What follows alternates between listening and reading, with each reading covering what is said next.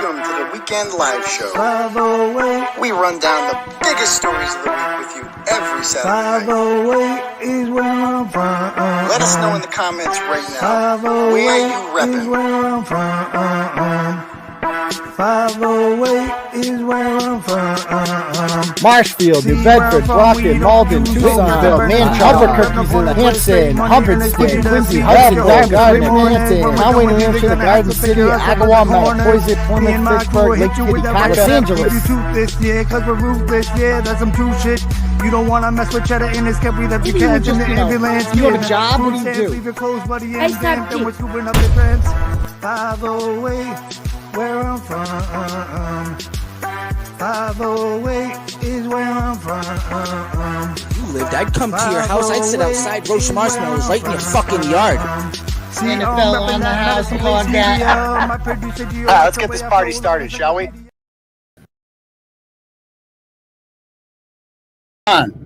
Hold on, my camera got all screwy there. As soon as they freaking start here.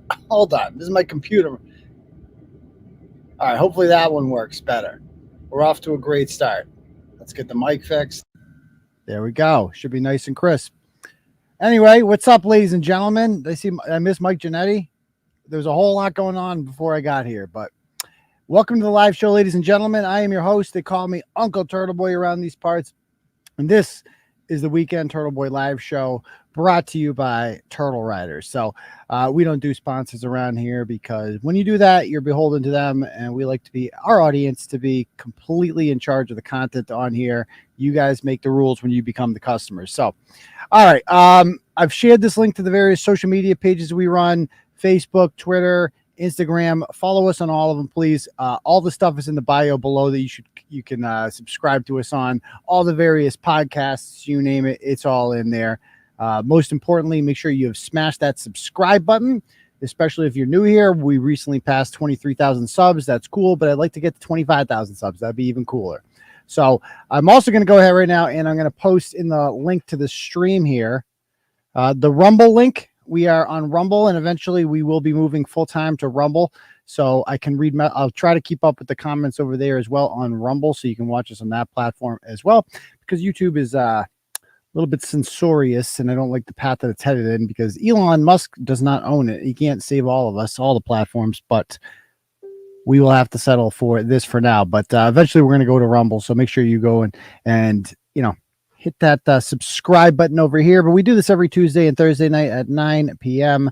So hit that notification bell button as well, because we often do random little, you know, impromptu lives, if you will. So you never know, and you're going to want to get notified when that happens, because those are often the best ones. So watch on Rumble. Yeah, chat on YouTube. Yeah, same shit. So anyway, I like that one. That's a good one. Watch on Rumble, chat on YouTube. It's not a bad idea. Okay. Also, if you guys like the program and you'd like to donate and you want to do the super chat, well, guess what? You can't do it, because YouTube took that away from us when we were demonetized about a year and a half ago for having the wrong opinion about the Joe Biden.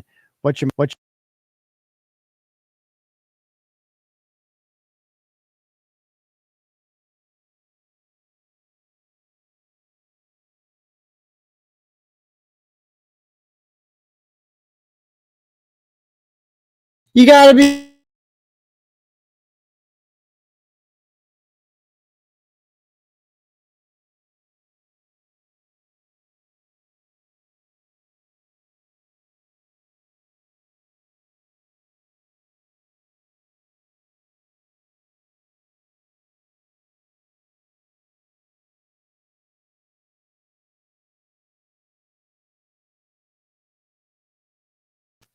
I'm freaking muted. I was muted there, wasn't I? We're off to a rough start. So the thing I have there, apples are so horrible. So they come with, well, not horrible, but they're just cheap. They're scam artists. So they sell you this fucking computer now, and nothing fits into it. They don't have like USBs or anything. So they make you get this stupid adapter, and then the adapter gets faulty after a while. You got a new one. I got a backup one ready to go in case this one shits the bed. But yeah, I don't know what I was saying before. Hit the subscribe button. We're demonetized. If you guys like the program and you want to donate to it in any way possible, you can click on that link at the top. It brings you to Turtle Chat. You can donate whatever amount of money you want. And when you do that, you get to write a little message and I will get a notification for it and I will bring it up on my big screen. So you can have some fun with that. People have fun with that sometimes. You can use whatever name you want to donate and you can write whatever message you want to donate. When you're doing that, you're helping us out at Turtleboy because, you know, with sponsors and advertisers, you're basically beholden to them. And I don't want to be beholden to them. I want to be beholden to you people. So when you people become the customers, we give you whatever the hell we want to give you. Also, it's Christmas, guys, coming up. Get your stuff in the Christmas store. We've spent a lot of time. Our turtle elves behind the scenes have been working to spruce up the store. Check it out, guys. If you haven't already, here's the Turtleboy store. I'm going to link it in the comments. You can get whatever you want in there for Christmas. Yeah, we're going to hopefully have some people on tonight. We'll see. They said they're coming on, but we really organized it. You know, new arrivals, Turtle Club memberships, OG Turtle Collection, Back to Blue. These are new. The Don't Poke Turtle shirts. We got Sex Cult shirts now. A lot of people have bought. We got some members of the Sex Cult that are getting their cult shirts there, so that's pretty cool. This is a cult. If you're not familiar with you guys, if you're new here, you might not realize it yet, but you're in a cult. It's actually a sex cult. So welcome aboard. We got gift cards in the store. You name it, you know, we'll have it up there. So okay. Am I forgetting anything else before we jump started? Okay. But yeah, we're supposed to have a couple people said that they were going to come on tonight, but we will see if they actually are joining you. It gets interesting. So let's just put it that way. Okay. I want to start with this story let's start with these Plymouth douchebags. And then we're going to go to the Gloucester chick. And then we got some other things. We got a special guest coming up later on the program. A woman by the name of Lynda Andino wants to come on and spill the beans. And we can show the Krusty Panties video at the end. Again, this is not a Krusty Panties show. Like nobody gives a shit about K. Peter, except I just like to document criminals outside of courthouses. It's a thing I do. I confront criminals, but we can talk about that later. Yeah, where is the captain of the sex cult tonight? Carrie, is she here? She's got her sex cult gear. I know that, but okay, let me pull this up. All right, so let's start with the blog I did on these two distinguished people, because I did another one today just about their messages. Oh, and I also have Cash App. If you guys would like to do Cash App, I'll read the messages I get when I get the Cash Apps. We got 50 here, starting the program off nice. $50 from Jim Young. Sends 50 and says, Merry Christmas. Enjoy this Christmas bonus. Well, thank you very much. Oh, next week will be Christmas Eve, won't it, huh? Ooh, how's that going to work? We have Mike Janetti's here too. Oh my God, it's raining ratchets tonight, folks. It's raining ratchets. We'll get to you, Janetti, if you're still alive, if you don't nod off in a one of your stupors there. But so let's talk about these fine people here out of Plymouth. These dumpster slugs. So this guy's name is William Duff. As soon as you see the flat brim hat, you're like, okay, this guy's going to be a blog. Obviously, he's got the hat, and he's the world's oldest looking 37-year-old. Obviously, look at this outfit. Oh my God, Junkie Gumby. Look at that. Okay. Anyway, he hates the cops, and he started posting all this anti-police stuff on his page. I guess one of his buddies got shot by the cops a bunch of times after shooting at his baby mama and their daughter, and then shooting at the cops. And then he somehow survived what came afterwards, and he's suing them. And he's like, yeah, fuck the police. I am dumping 150 rounds into someone. Doesn't say that you're protecting and serving. Well, it does if that person that they dumped the rounds into, it was only like a dozen rounds that hit him. Most of them missed. It does count if it's protecting the community, if, the person you're shooting at is trying to kill innocent people. That's kind of protecting and serving the community. Just saying. Shit, I could have taken out a herd of buffalo with half of that. Hey, you never know. That's not a nice thing to say about K. Peter. Okay. Hey, you never know. Maybe the poor guy was trying to do the right thing for so long and then just gave up. Okay. Sure thing, pal.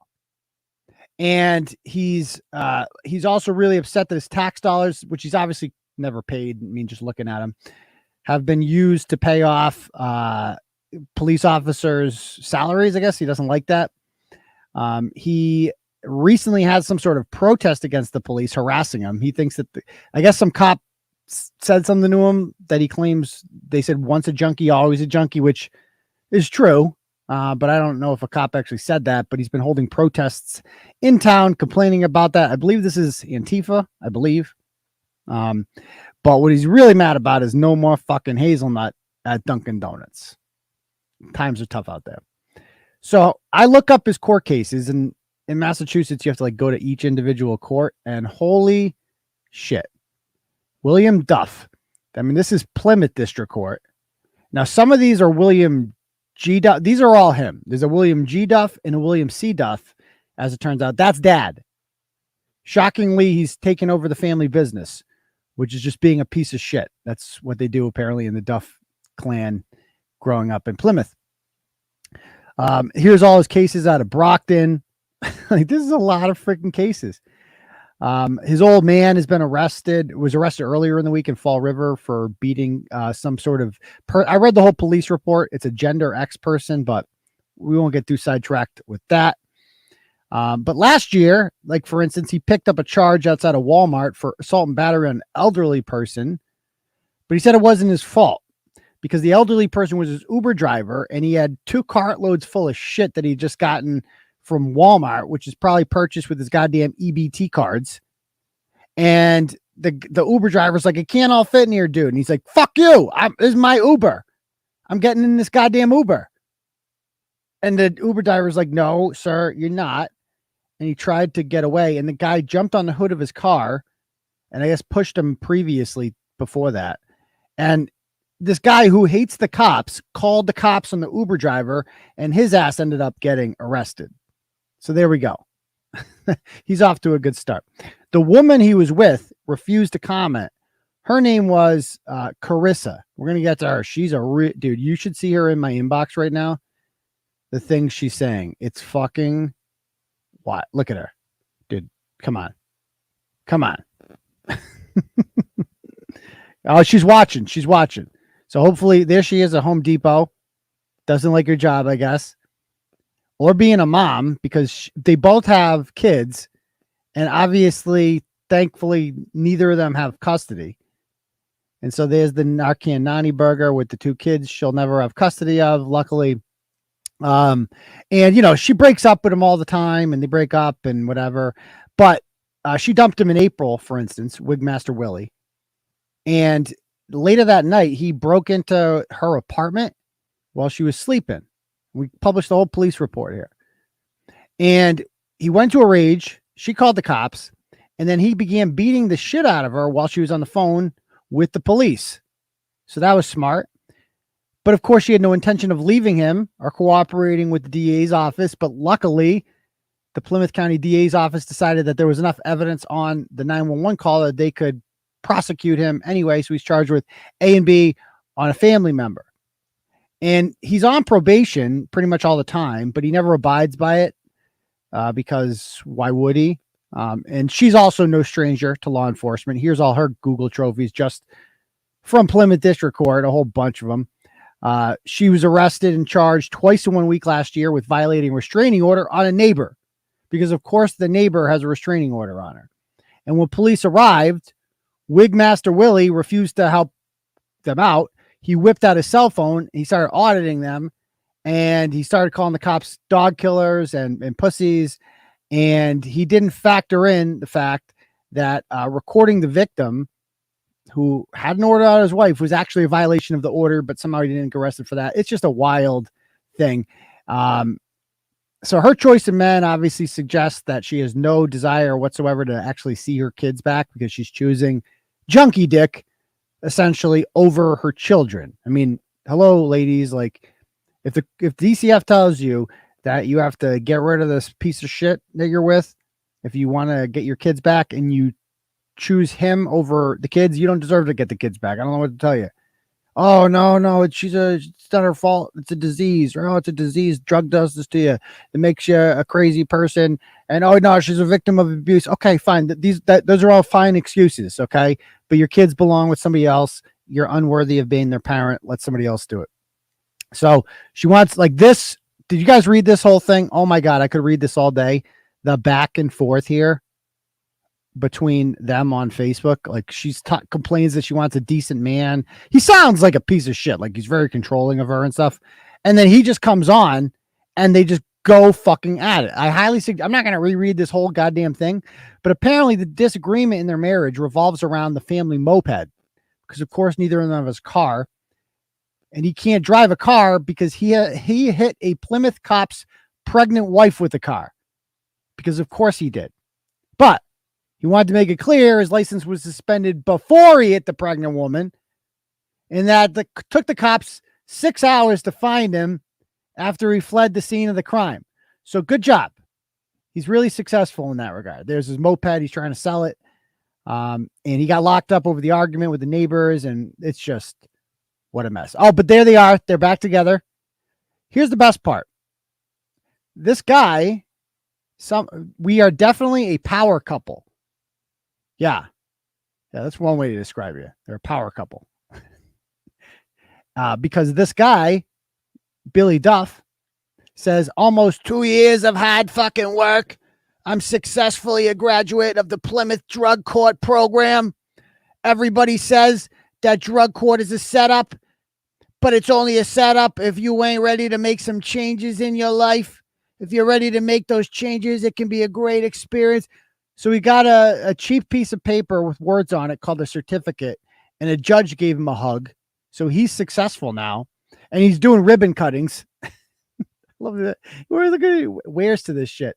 He's very successful. He does ribbon cuttings at detox places, but he's not like clean. Like, you know, okay, this would be one thing if you were this success story, right? You got clean and whatever, but you're still a piece of shit. You're still posting negative things about the cops. You still don't get to see your kids. They're still raised by somebody else.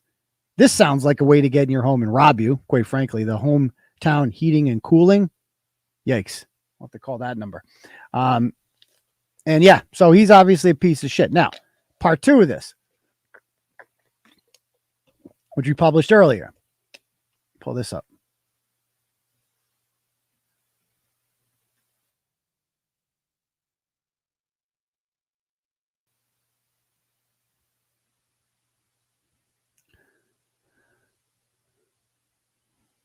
Where'd it go?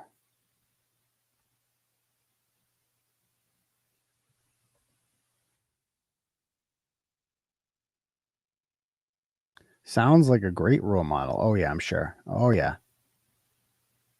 Is this not coming up?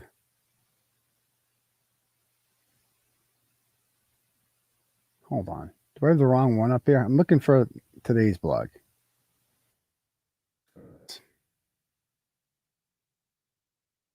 Let's go to this one. So I got these messages from these winners today. Or all week I've been getting messages from this. So this is what the wife sends me. Carissa Duro. Real fan mail here. Yo, I want to be on your retarded live show, Didla. I'd love to.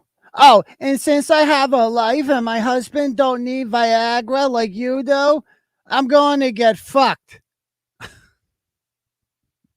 We're off to a great start. This is my email inbox on a daily basis, by the way. But this is what I posted for your scared anonymity ass, in which you're a hypocritical, contradictory, with posting pics of my kids. Come down here so I can beat your ass. Read this. This is all you, my trigger. Let me know when and where to beat your broke ass. Gray-haired diddler child molester ex-teacher that probably got fired for touching little girls and boys, which is why you post pics of people's kids that have nothing to do with that. Okay, nighty night leeches gonna bite. Okay, and then she sent me, if you thought that was fun, wait till you see the Facebook message that she sent me. Here's her Facebook message. Yo, pussy ass bitch. I can't wait to be live with my husband, William Duff, and make you look like the maggot cockroach leech you really are. And the fact that you have kids, I'm going to make sure they know their daddy is a straight clown faggot. You want to post pics of other people's kids because of the fact you're an ex-teacher problem, because you're a diddler, and you've probably molested your own kids. It says you're in a relationship with who, Sasquatch? Or some fairy? No. Because you're the fairy that bends over and takes it up the ass. You know you can get sued, right? For posting pics of people's kids. You're just an all washed up 50-something elderly. That's got to be a t-shirt, guys. I'm 50-something. 50-something. Now I've seen it all. 50-something. So I'm 50-something. So back to the voice. You're just an all washed up 50-something elderly child molester that sits on his computer and jerk off to little boys and girls. I'm going to tell people to hide their kids because if you are on the prowl, because we will be on the prowl to stop you when we find out your location on Saturday when we go live and put you on blast for targeting us and stand up for everyone else. You victimized sleep well, bitch ass trigger. That's not with the A. That's a hard ER right there. Being white and ignorant. Yeah, I'm the one who's white and ignorant here. Sure. Right.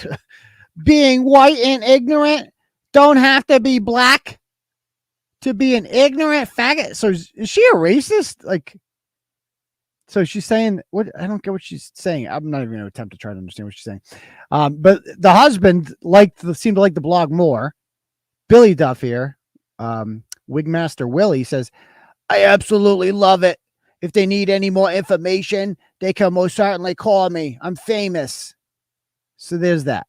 And he goes, Aidan Kearney, an accredited journalist with self-respect, would be willing to sit down and get the story word of mouth. You want the autobiography or the fake news you promote? Anyone could get my record and story. Just ask. Okay. So I messaged him and he said he was going to come on. And then he sends me this message today. Let me read this to you. I'm just going to read it out loud to the class. So this is what Billy Duff says to me earlier.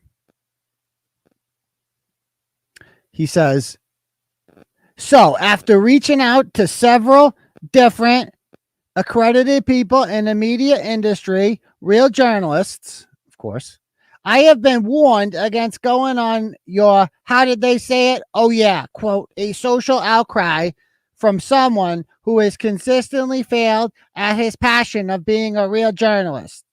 Oh, so someone reached out to Krusty Panties. I see.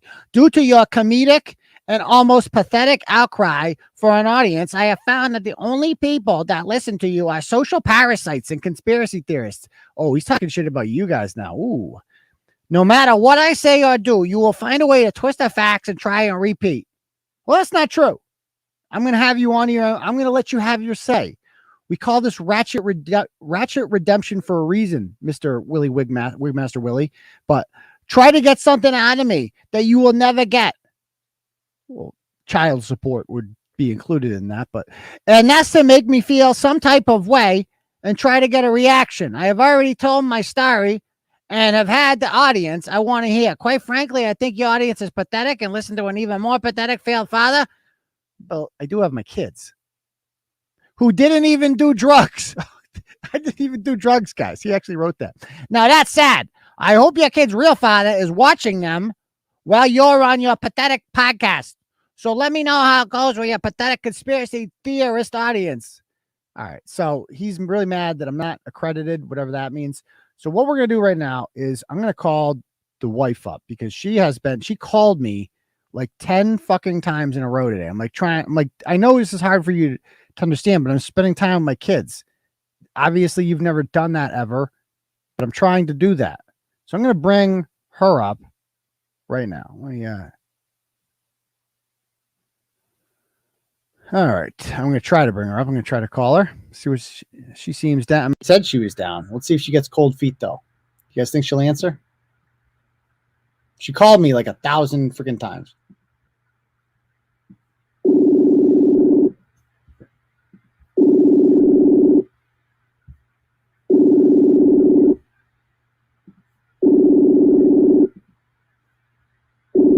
Is that ringing? Can you guys hear that? Come on, answer.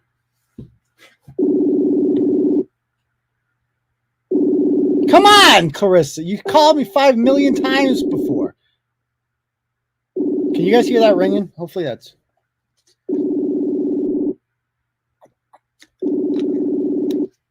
Good, thank you.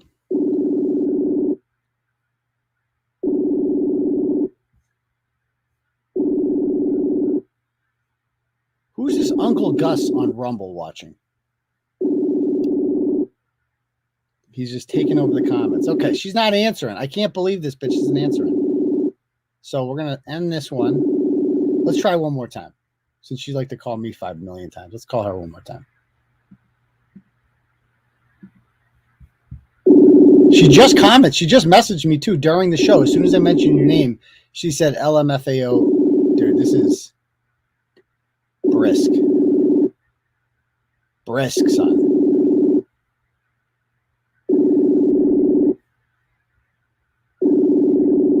All right, she's not answering. So let me, maybe she'll call back. We'll see. We'll try the husband in a moment, but I'm going to read the message. This gets dirty, what she just said. Dude, this is like,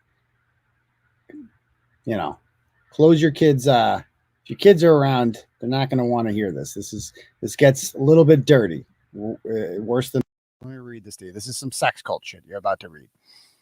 Okay. So this is what she says to me. So she calls me. Let me go and 1 second. Let me pull up. I want all the other messages. Don't message me, guys. Do not message me, whatever you do on Facebook, because I'm about to show my screen. We don't need some weird shit happening.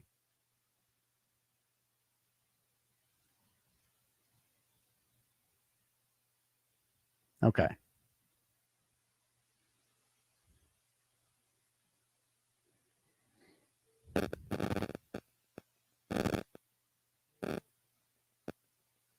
Somebody just messaged me penis. I don't get it. Okay. No, it's not an actual penis. Wait, are they going to send me a penis? Is that what they're doing? Why are you saying penis? Don't message me the word penis during a show without an explanation. Please, I beg of you. All right. Okay. So this is what she says to me here. So here's the 5 million calls. Okay. Here's her telling me the whole blah, blah, blah. I'm like, oh, does this mean you will be joining the program tonight? Yup, pussy. Having your friends fight for you. Meet me right now. Okay, I'll send you a link. And then they're very obsessed with meeting with me. Two people who don't have a car or any way to get here are really obsessed with meeting me for whatever reason. So, but they go on to say here, answer right now, bitch. Okay. And then she calls me 4 times, says, yeah, I'll come for your kids if you did with mine, like you did with mine and my husband's. Calls me a few more times, pussy. I said, I'll call you in a bit. I go, I'm spending some time with my kids. You wouldn't understand. She calls again. Yeah, I would, which they aren't untouchable, I think she meant to say, since you want to come for mine and my husband's. Now, the only people coming for your kids are DCF, not me. I don't want anything to do with your kids. And then have your buddies message me with threats. I'm not scared, bitch. I said, words, please. You're the one who won't answer. Your kids aren't untouchable. That's a weird, creepy thing to say, but okay. I'm coming for you, pussy. You're the pussy who won't answer. And having your friends message me like I will fuck you up and all of them at the same damn time. And then she accused me of having friends call her. Like, look at her. This is the last 2 hours. And your URLs go back to you, dumbass. It's all you, pussy, faggot, maggot. At least she can rhyme. Answer your phone, pussy. She just messaged me now. Answer your phone. None of you are answering because y'all scared. You're all pussies, or shall I say, you are all on your fake pages, pussy, faggot, maggot. And then she says, make me come now. I don't know. Like, she just changed real quick on a dime. Like, this is what happens when you're in charge of a sex cult, ladies and gentlemen. One day, you're being threatened by one of these people. The next minute, out of nowhere, they're like, make me come. It's like, okay, relax. Can't make everyone come. How big is your dick? Well, there's ways you can find that out. I want to come. I want to come inside so deep. Oh, this is a family show, lady. Yeah, baby. Make me come, please. Make me come. I'm so close. Fuck me hard, Clarence. Send me a dick pic. Not falling for that again. So I can come. I'll do anything. I just want to come. It hurts. Please help me to come. Send me your dick. Oh my God. Holy fuck. My pussy aches for huge dick. Please help me come. This is not appropriate. Fuck it. And this, so bitch, and then the N word again. And then she sends an LMFAO. Now she's telling me, she's messaging me, come meet me where I live. She gives me the address 9 Chapel Hill Drive. I assume that's some sort of subsidized housing where I live in person at my house. Why don't you just come on the show? I'm trying to, like, why are you afraid to come on the show? Did someone send her the video? I don't know. Did she just get sent the video and she all of a sudden liked them? Is that what she's saying? And like, okay, someone sent the cult application. Yeah. She's not getting in. She is not getting in the cult. No, thank you. We cannot be spreading around whatever diseases she is carrying, because you know it's quite a few. She carries more diseases than the goddamn pilgrims did when they first came here. All right, let me try calling her.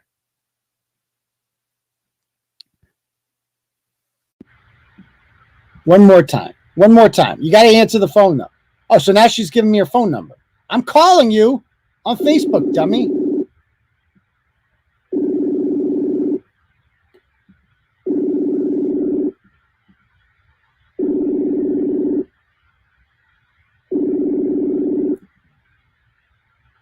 She's telling me I'm hiding behind Facebook. No, I'm right here. My name's Aidan. I'm not hiding at all. Was Kyle V hacked?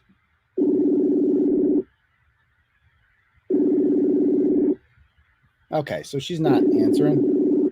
She's saying, because you know you will get stomped the fuck out.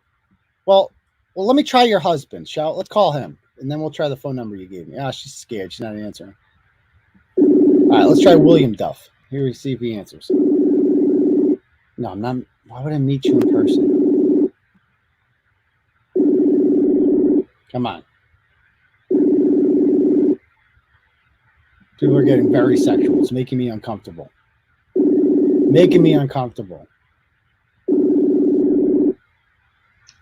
Oh, we got him. Hello.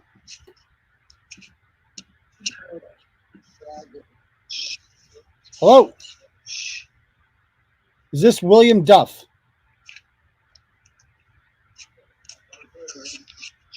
Mr. Duff?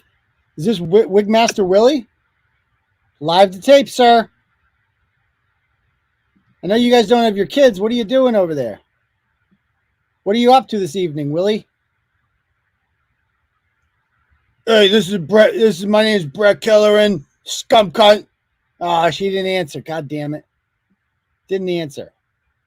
What pussies, huh? What absolute pussies. So they're not answering. We're going to have to move on to the next topic then. Let's go on to the next one. So I think we spent quite enough time on this. Let me check the donos. I don't want to miss any. All right, cool. Again, if you guys like the program, by the way, give us a thumbs up. I don't know how many thumbs up we got right now. I think we're sitting at 77. So we need 78. We need 22 more to get to 100.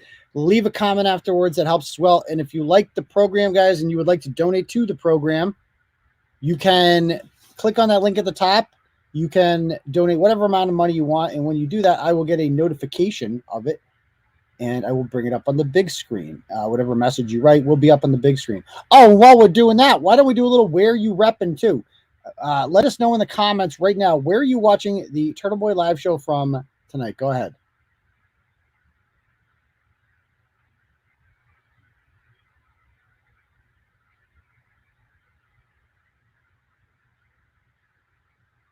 West Tisbury's in the house. Glendale, Arizona. Dudley's in the house. Clinton's in the house. Moose Up is in the house. Charlton's in the house. North Bergen, New Jersey. Deluxebury, Plymouth, Quincy, West Quincy, Lunenburg is here. Another Dudley's in the house. Kansas City's in the house. Home of the champions. Oh, yeah, a couple years ago. Nashua, New Hampshire. Pembroke. Brooklyn, Connecticut. Brooklyn, maybe New York. I don't know. Tucson is here. Okay. Naples, Florida. Ashburnham. Unity, Maine. Sorry. Russia. Charlestown. Worcester. Auburn's in the house. Middleton is here. South Bank of the Merrimack River. Unk's bed with my dildo. Oh, Carrie's in the house. Excellent. Lawless is here. I haven't seen him since he turned down $5,000 to kiss me. How you doing? Cheshire, United Kingdom's here. The Genetti Hall of Justice. Home of the Cape Peter arraignment. Clinton, Stonington, Connecticut. Union, New Jersey. Shawana, Wisconsin. In Genetti's back seat. Yikes. Quincy, Massachusetts. Brockton is here. Bucket Boy's house. Hooters is in the house. Mashpee, Southern Connecticut. Hanson's in the house. Mattapoisett, Long Island. The Gianetti Courthouse. I'm in the shower. That's a new one. Suwannee County, Florida. Hudson, Russia. Thompson, Connecticut. Malden, Scituate. Can't say. All right. Plymouth. In a car drunk with Julia Mejia. Yikes. Be careful. Joe Biden's Grundle cheese. Ooh, Dublin, Ireland. Russia's in the house. Methadone Maya, Puerto Rico is in the house. The Turtleboy Sex Cult Dungeon. Everett is here. Framingham, Plymouth. Man, we got everyone is here now. Rockland, my butthole. Ooh, yikes. Too much information. So, and we still got this woman here. God, she won't go away. So, yeah. So, anyway, let's call this woman real quick because she wants me to call her.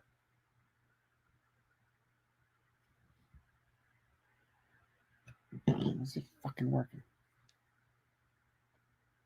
So she gave me her phone number real quick. So I'm just going to give her a call, see if she answers. *67, this motherfucker.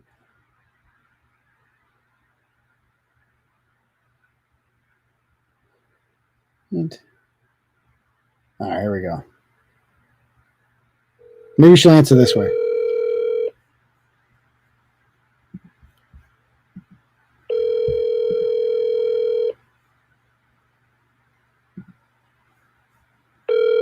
You're welcome, Joe. I appreciate that. Thank you.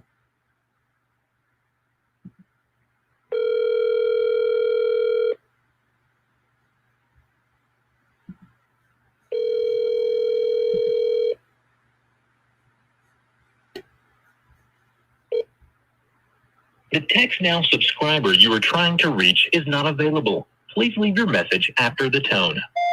Yo, this is Brett Killerin. I'm up here at my apartment in 130 Blake Street, Lewiston, Maine, with my wife Paula. She's a hot shit. She does everything. She cooks me supper all the time. I mostly just take bong rips, and I occasionally I'll freak out on everyone. And I play video games. I got this guy in Germany. He's my friend, at least. I don't really have any friends besides that around here, besides because I burned so many bridges because I was molested. There was a broomstick involved. It's a long story. I'm all fucked up because I got an armed robbery charge. I tell everybody about my armed robbery charge, but I just wanted to see what you guys were doing. If maybe you guys could maybe buy me McDonald's or something, because Paula's not coming home for a couple more hours. But I want to just see you face to face. Do you guys like video games? Do you like and bong rips? I got both of those.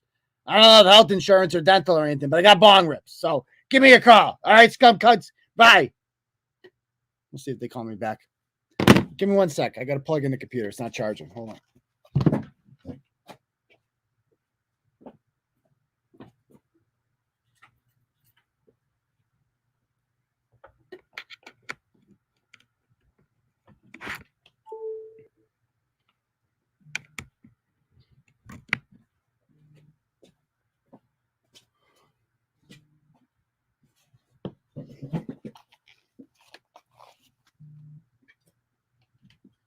Man, she really wants to find me. She wants to stomp my face in. She's going to be my new friend, I think, this woman. Okay. I got a Rumble dono. Uncle Gus sent 20 on Rumble. And the Rumble says, this is from Uncle Gus 2. And he says, Brett wants to touch me. Tell him to stop, please. Please stop touching Uncle Gus, Brett. Please stop. So, okay. Thank you for the dono there, Uncle Gus. I appreciate it. Anyone else wants to donate? Cash App is $ Uncle Turtleboy, or you can click at the link at the top, Turtle Chat, write whatever message that you want. All right, let's go into the next topic. This broad from Gloucester, or was from Gloucester. She's kind of a big deal. Kind of a big deal.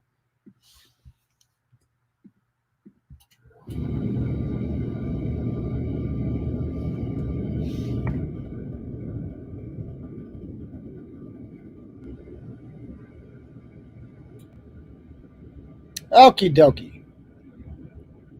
Can you guys hear me okay? Hopefully. Let me change my mic. All right. Hopefully that's a little better. Okay. So this is a story that I published earlier in the week. It is about a woman by the name of Jordan Beal, and this is her husband, Corey. I love blogs like this that are just, they're so terrible. Like, I've never hated it. The people that are real easy to hate, like this woman is fucking easy to hate. Wait till you see her. So there they are. They're a lovely couple, at least so they seem. But she got knocked up when she was 14 years old by her high school boyfriend. And then she went on to start dating this schmuck with the ponytail there, Corey, when she was around 18. And she's gone on to fire out 4 more uterus babies together. So the oldest one is not his. It belongs to some other guy that knocked her up in high school. He agreed to move to Florida with her several years ago so that they could be closer to Disney and pursue her dream of becoming a Disney princess mom influencer. That is not an exaggeration either. It's literally what she posted right here. I may have achieved my goals of being an influencer. Okay. First of all, can we just stop right there? An influencer. As soon as you say that you want to be an influencer, what the fuck does that even mean? It means you want to sit on Instagram all day and take pictures of your tits.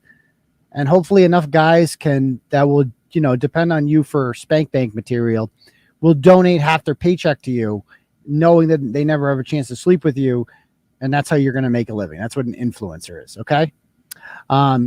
Going mega viral multiple times, working with so many amazing brands I love, and hitting almost 200,000 followers across all platforms combined. But the end goal is still being a Disney mom influencer. What the fuck does that mean? Scroll to see the rest of these cute pics taken at Epcot by my hype man influencer husband. Oh, so her husband's an influencer too. And so they're just so gay. I mean, they have TikTok and watch this. We were just kids when we fell in love, not knowing what it was.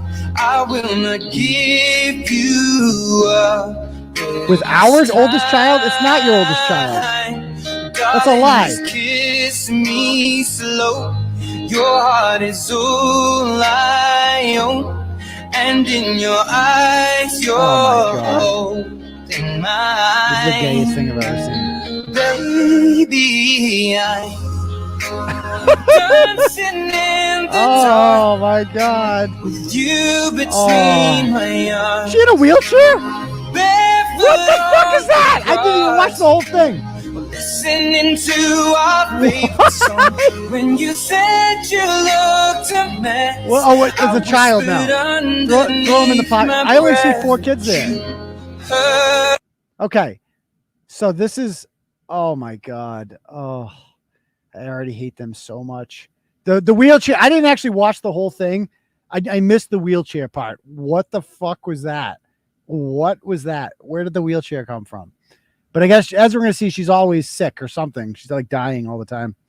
But I digress. And, the oldest kid is not his. It's some other guy's. When I have thousands of people in DMs asking how I get the body I have. Yeah, sure you do.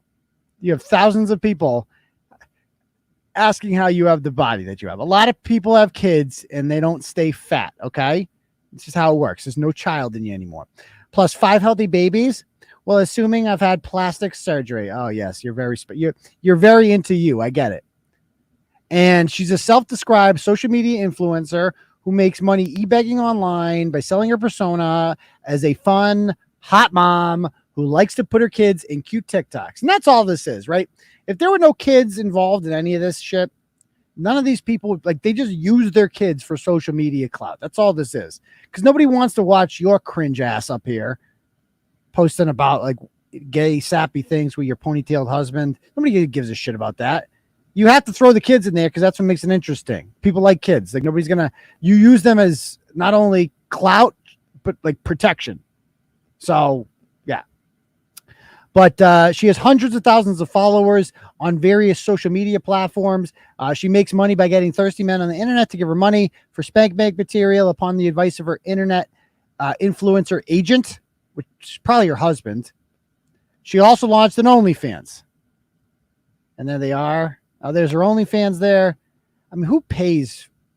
Does anybody out there pay for OnlyFans? I don't get it. Like, wait, you guys know porn is free, right? You can just go on any website, you just watch porn for free. You don't have to watch this chick. Who, God knows what she does on there. But so, because our platform of almost 250,000 followers, I've been advised by my agent. Oh, your agent, sure. My agent. To keep all of my modeling content in one spot from here on out. So, if you want to see my work and behind the scenes exclusive content, be sure to subscribe. Wait, I'm getting it. Wait, why don't I? So I'm getting another message now. I got Turtle Cadet messaging me saying, why don't I answer? Oh, so okay. So you sent her that. Okay, never mind. All right. Messing me up during the show. Okay. So there she is. This is her goddamn. We're done with the other ones, by the way. I don't want to talk about them anymore. We've moved on from that. So we're talking about this story now. Let's keep it in line here. So anyway, what else do we have here? Okay, so this guy, the husband is the one I really can't stand. Guys, I mean, I've never seen a bigger cuck in my entire life than this guy. When you look back at his older pictures, like, he was a fat bastard. Like, he had bigger titties than she did. I want to milk those things, man. Those were big ones. And obviously this guy's like a loser who probably, like, you know, you went for the teen mom. Like, that's like that. You were in high school and you're like, I'm going to date the teen mom, which is a bold move. But not only that, I'm going to impregnate her too. And then I'm going to uproot my life for her and move to goddamn Florida and basically just be her bitch and her promoter. And he constantly plays this role, which is just so emasculating, in my opinion, of, like, it's like self-deprecating, but also pathetic, of the guy who is dating outside of his league. That's the role that he plays on here all the time. That, my wife is so hot and I'm a fat piece of shit. But you know why I keep her, guys? Because I just don't give a fuck if she fucks other dudes. And I just don't care. And I'm, you know, I don't care if she has OnlyFans. I don't care if guys pay her $12 a month to diddle her twat for 60 seconds at a time. I don't care about any of that stuff. Because you know why? Because I get to fuck her too. Yeah, I got 4 kids with her. I fuck her too. So there's that. Yeah, they all wish they were me. He actually says this at one point, that they all wish that they were me because I get to have sex with her. Like, dude, come on. And I make her breakfast. Like, he's literally her bitch. I've never seen anybody as pathetic as this man. But let me say, tongue punch her fart box. Remember, there was a guy in the earlier days of Turtleboy. I forget his name. It was back when the comments were a free for all. He would just, that was his comment every single blog, is I would tongue punch her fart box. No self-respecting man would allow his girl to have an OnlyFans. Right. I mean, it's true. It's like, well, you know, like, I have nothing against OnlyFans, whatever. Unless, like, I don't know. Like, the whole thing is bizarre. Like, come on, dude. Anyway, like, she's posting their goddamn messages. And she's saying, yes, baby girl. Yes. This is what he says to his own wife. She sends him a picture of herself. Obviously, she's obsessed with herself. And he responds back, yes, baby girl. Fucking yes. Oh, my God. This dude has definitely, this is my opinion, not a fact, has definitely sat in a corner in a room in a chair and watched another man have sex with it. Like, I'm not saying it's a fact. We could ask her, but she's blocked me, as we're going to see. But post these sexy fucking pictures on your OnlyFans. Oh my God. Oh my God. You are so fucking sexy, baby girl. I'm glad I get to see all the content. Dude, you also got to like see you're the husband. You get to see the content without having an OnlyFans. She goes, you legit shoot the content. Yeah. Happy anniversary to my best friend. Oh, we're so happy together. He makes my breakfast and calls the doctor for me. Oh, joy. Oh, joy. Except her TikToks, all of her kids in it. So the same creepy bros who are wanking it to her. There's like a Sarah Burke thing out of Dedham a couple of years ago where they would post, you know, all the thirsty men folk would be on there. Oh, baby, I want to give it to you. And then here's a baby picture. Oh, your baby's so cute. But I also want to drill you raw. Oh, okay.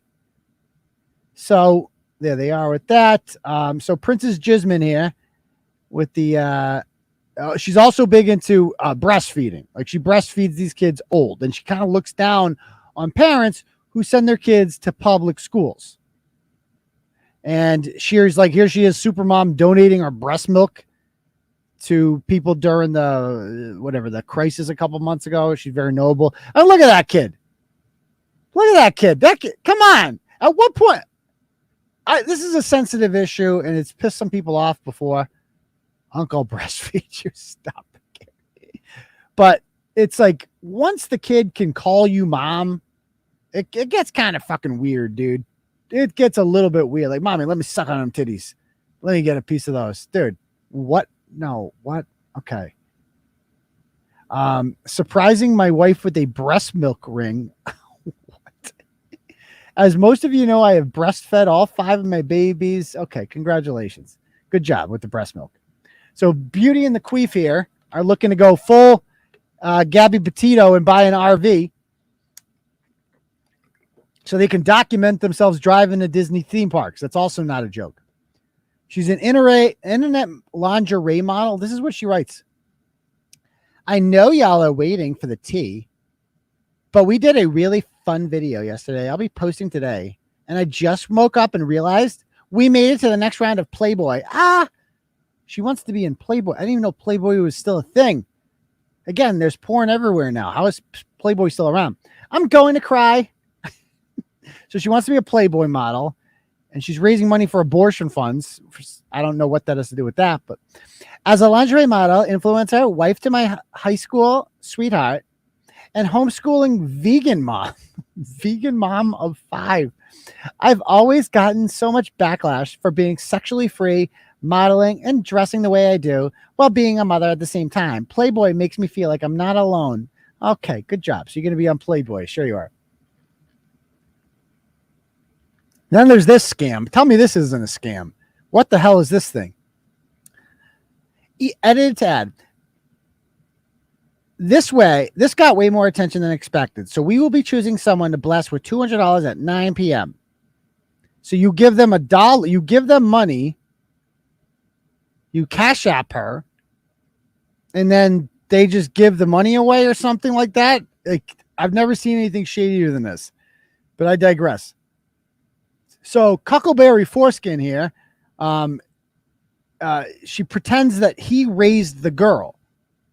He did not. The girl, the oldest daughter that she had when she was in high school, is still in Massachusetts. She ditched him to move to Florida. Now, she says she moved to Florida because she wants to be a princess, whatever, princess mom, whatever the fuck, influencer, whoever, famous broad, and I don't know what she wants to be, but she wants to do that. That was her stated reason. But as we're going to see, she actually is like the most hated person in Gloucester, which isn't easy. And she left because everybody hates her. And she also has taken this man kind of away from his family. It's like, it's a form of abuse. It really is. Like, this guy is, I mean, whether or not he realizes it, he's an abuse victim. He just doesn't know it. And he doesn't give a shit, quite frankly, because his dick is getting serviced probably frequently. So what does he care? You know, he like you said, he's out of his league. She's out of his league. So whatever. So yeah, she still pretends that she's kind of like, this. So she claims that the dad who was raising the child without her, well, she's in fucking Florida. This is what she writes about him.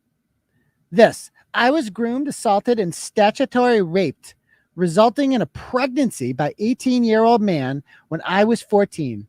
His mother insisted on an abortion because she knew her son could go to jail, and tricked me into going to a doctor's appointment where they put me in a room and told me they were going to perform the abortion while I cried and begged them to let me keep my baby. I will take things that never happened for $500, please, Alex. That never happened. That never happened. You were never tricked into going to the abortion clinic. And when you got in there, the second a woman in an abortion clinic is like, I'm having second thoughts. Maybe I don't want to do this. They're going to be like, oh, we're not going to give you an abortion if you don't fucking want it. So this is obviously bitch. Just shut up. Let's get the vacuum out real quick. Just get that thing out of you real quick. No problem. Stop it. That never, ever happened. And so she's all of a sudden she's claiming that this guy raped her and blah, blah, blah. The guy that's literally raising her kid, all because she couldn't teach her son not to prey on little girls. Bitch, you fucked him too. Stop it. I had the baby and overcame so many stereotypes and stigma, married my high school sweetheart who became the best dad to her. And her father, well, he's not the dad to her. Her dad is the dad to her. And her father continues to prey on women over 10 years younger than him. Well, he's over 30 now, so it doesn't matter. Okay. And remains in contempt of our custody and visitation orders by trying to withhold our daughter and alienate her. Do not get groomed. You're the one that abandoned your kid, but I digress. So she gives this impression that she's some sort of wild success story. She has multiple contracts, she says, with big companies. The fact that I dreamed of becoming an influencer with the hopes that one day I can make enough money to eventually retire my husband. That's so emasculating, dude. So emasculating. We're getting a message from Deb here. Linda's in the chat. She wants you to give her a 5-minute warning. I will. I'll let you know. The fact that we're going to aim for 10:30 with Linda. The fact that I dreamed of becoming an influencer with the hopes that one day I could make enough money to eventually retire my husband. And now I am. And that is hope is literally coming into a fruition before our eyes. Okay. So she's so this is what the kind of shit that they make here. This is another thing, by the way. She has every affliction imaginable. The most recent one, autism. Check it out. They got a TikTok about it. Wow, we don't seem autistic to me. That's because I'm really hot. You're not supposed to say that. Oh, did I say something socially inappropriate? My bad. How very non-autistic of me. Oh my wow, God. You don't seem autistic to me. That's because I'm really hot. You're not supposed to say that.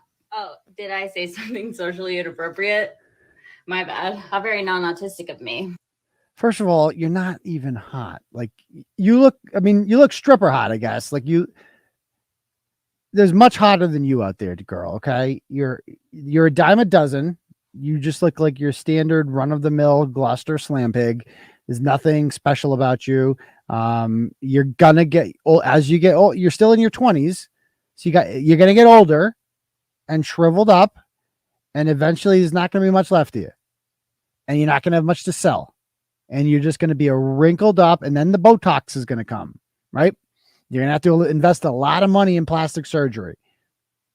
And by the way, your whole lifestyle, the veganism, incredibly unhealthy. That's why if you are getting sick, it's probably because of that. But she said she has autism here.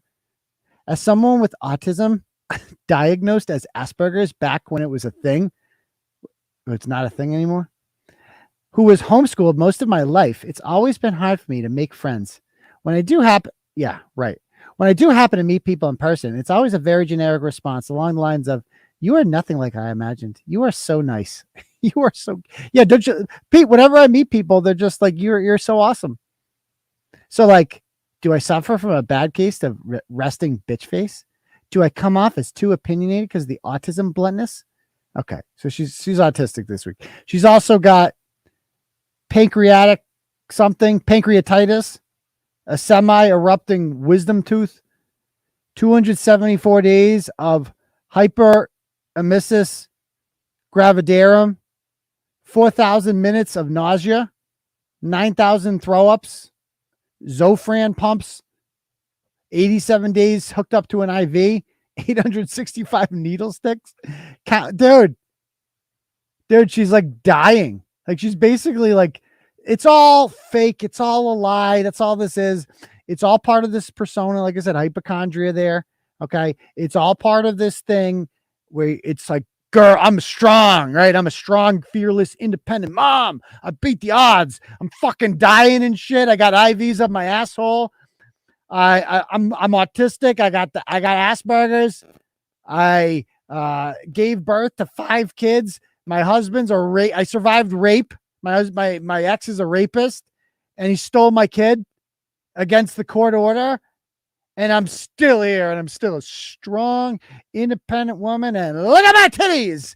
Give me money. Give me your money. Look at my titties. Give me money. Oh, get over yourself. What a narcissist is. That's what you're suffering from, dear. Narcissism. That's what you're suffering from. That is your biggest affliction.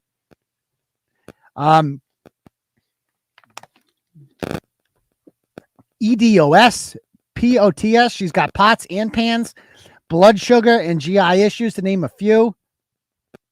It just goes on and on. I should have been dead yesterday. Not once, but 3 times. Yikes. So she's got a whole thing here. Oh, she's also anorexic. This was funny, I thought. Not because she's anorexic. So you're skinny because you don't eat meat. That's your problem. I wasn't going to post this. I wasn't going to ever let anyone see these photos because they are the ugliest pictures I've ever taken. The other night, I was taken away from my family in an ambulance because I was jaundiced, and my pancreas was almost doubled in size, protruding out of my abdomen. Eat something. My organs have been in the beginning of stages of failure. Whatever. Okay. So she's got all this stuff, but look at see, you guys see this picture right? This one right here. Look at that one. Look at that picture. So she's posting this as an example of look how unhealthy I am, right? But then she forgot. She also used this same picture on her fitness and model personal trainer page. So again, here I am. You can be healthy like me. Also, I'm dying. What? Pick one. You can't. What? You got to pick one, girl. She was 80 pounds somehow. Part of the reason they moved to Florida, again, this is what people tell me. I don't have any proof of this. I don't know the whole story, but just from what sources tell me is that she cheated on him, which not whatever shit happens. Okay. She cheated on him, and Cuckboy stuck around, but the guy she banged was married, I guess. And that woman didn't like him. And so she fled to Florida. She claims to be Latina. She's not. She's got the whole Meghan Markle syndrome going on. She's basically Meghan Markle. That's basically what this woman is. But she's not Latina. You're a white girl from Gloucester. Don't get it twisted, girl. Okay. But anyway, this caught my attention because a woman named Alexandra, I got tagged a bunch of times in this post here. So this woman was about, I think, 4 years younger than the other one, than Princess Jasmine. So they weren't even in high school at the same time or anything, but she follows her on social media. And I guess she wanted advice, which hopefully now she knows. Alexandra, if you're watching this, like, you don't want to, you shouldn't get advice from people like this. They're fucking morons. You shouldn't want anything. You should be like, can I ask what not to do? Actually, can you tell me everything you did to get where you are? Then I'm going to do the opposite. That's what you should do. But she messaged her asking for advice, and she was really cunty in response. So this is how the conversation goes. She starts by going, hi, can I ask how you started your business? Which one? I have several. Your OnlyFans. Well, you just go to OnlyFans. I mean, I could have told her that. You just go to OnlyFans, and then you create an account, and then you just put cucumbers inside you, and you set a rate, and you're like, this is how much it costs to watch me squirt. This is how much it costs me to stick things up my bum. And that's it. I could have told you that, but that's how OnlyFans works. You just pay people people pay you to do shit to yourself. But then she goes, what information do you want? I make 6 figures a year. If you start off by saying no person who makes 6 figures a year, which by the way, in this day and age really isn't like that abnormal. Like 6 figures is kind of like $100,000 is kind of like, with inflation the way it is right now, is really what you want to be at ideally. But it's almost like middle class, $100,000 at this point. I would say that's at like probably the median, but I don't know what the average is, but probably like 80 is the median. But if the first thing you brag about is I make 6 figures, you definitely don't make 6 figures. Okay. Nobody that makes 6 figures has ever started off a conversation saying that. So she goes, I have a degree in marketing. From what school? you don't just start a business or go viral. Like, what a cunt. It's hard fucking work. What work have you done? What did you do? You created an Instagram account and took pictures of yourself. That's all you fucking do. And maybe this is why you don't have any friends. Isn't because all the people you meet are cunty or anything like that. Maybe it's you, dear. Do you ever think about that? If every relationship you've ever had seems to end up the same way, what's the common denominator there? You tell me. Might have something to do with you. I'm just saying. So, when she said, you don't just start a business and go viral. It's hard fucking work. So here's a woman asking for help, and this is what you tell her. Like, and if I'm not mistaken, you literally talked shit about me. Oh no, not talking shit. Oh no. Some people never graduate high school. Some people are perpetually still in high school. And now you're asking me for help? Y'all Gloucester bitches aren't going anywhere. Oh, they love this is one theme I noticed from both of them was this whole thing about, oh, you townies back home, back in Gloucester. You don't even know. I'm a Disney influencer, mom. You'll never be me. You Gloucester bitches. You're stuck up there in the north. First of all, Gloucester's on the fucking ocean. I like to point that out. Okay. It's kind of like a nice town. Like, you're not special. You probably live in some shit fucking trailer outside of Orlando or some shit. Like, stop it. Anybody who acts this confident in themselves is actually just insecure. Pro tip. So, goes on to say, I don't think I've ever spoken a word about you. Funny, I know everything. You don't need to automatically go in for insults when I literally just ask you a question. Maybe you should have thought of that before you insulted me. And you have to be pretty to start an OnlyFans, honey. You really don't have to be pretty to start an OnlyFans. I don't know if she thinks that. You just have to be willing to degrade yourself. That's it. That's all you have to do. You have to be willing to stick cucumbers up your stench trench for $12 a month. That doesn't mean you're pretty. That means you're for sale. That's all that means. Okay. You're an internet hooker. You will nothing. You'll for the rest. You didn't work hard to get where you were. You're literally just an internet hooker. Girl, I was cyberbullied into almost killing myself. And you were one of the people involved. They didn't even go to high school together.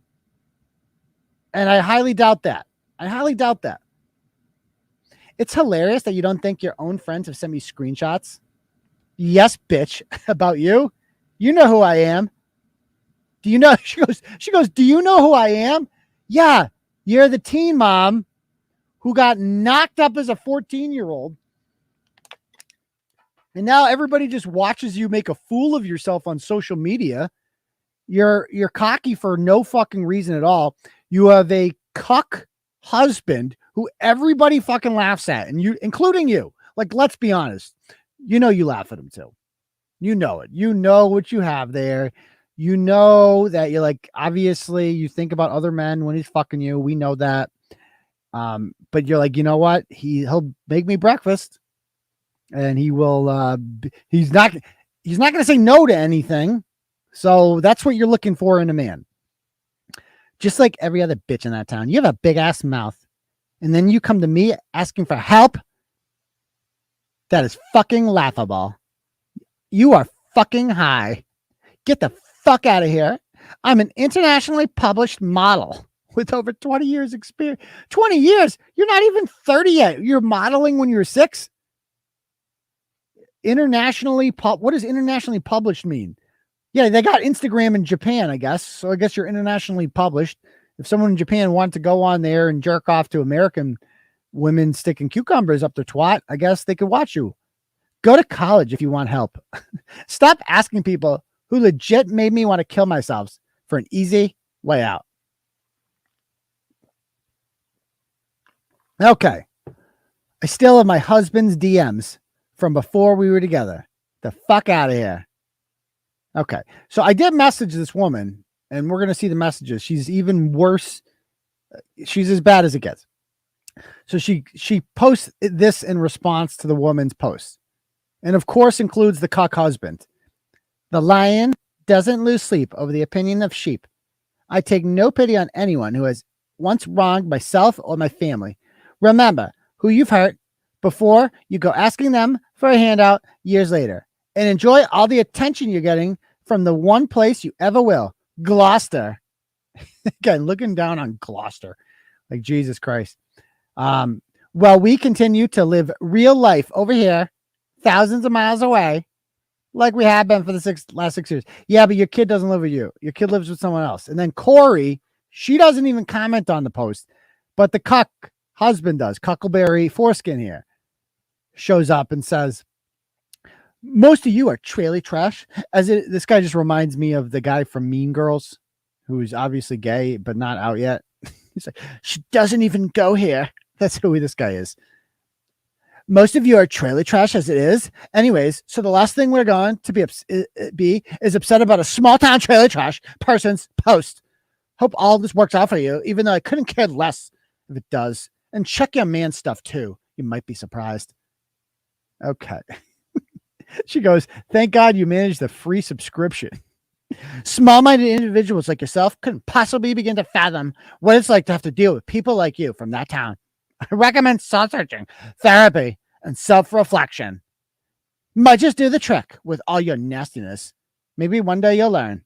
And he's like all bragging about all these likes he's getting on it.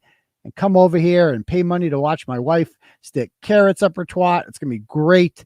Going to help pay our bills. Because he does need help with his bills. I'll tell you that much. As we're going to see here.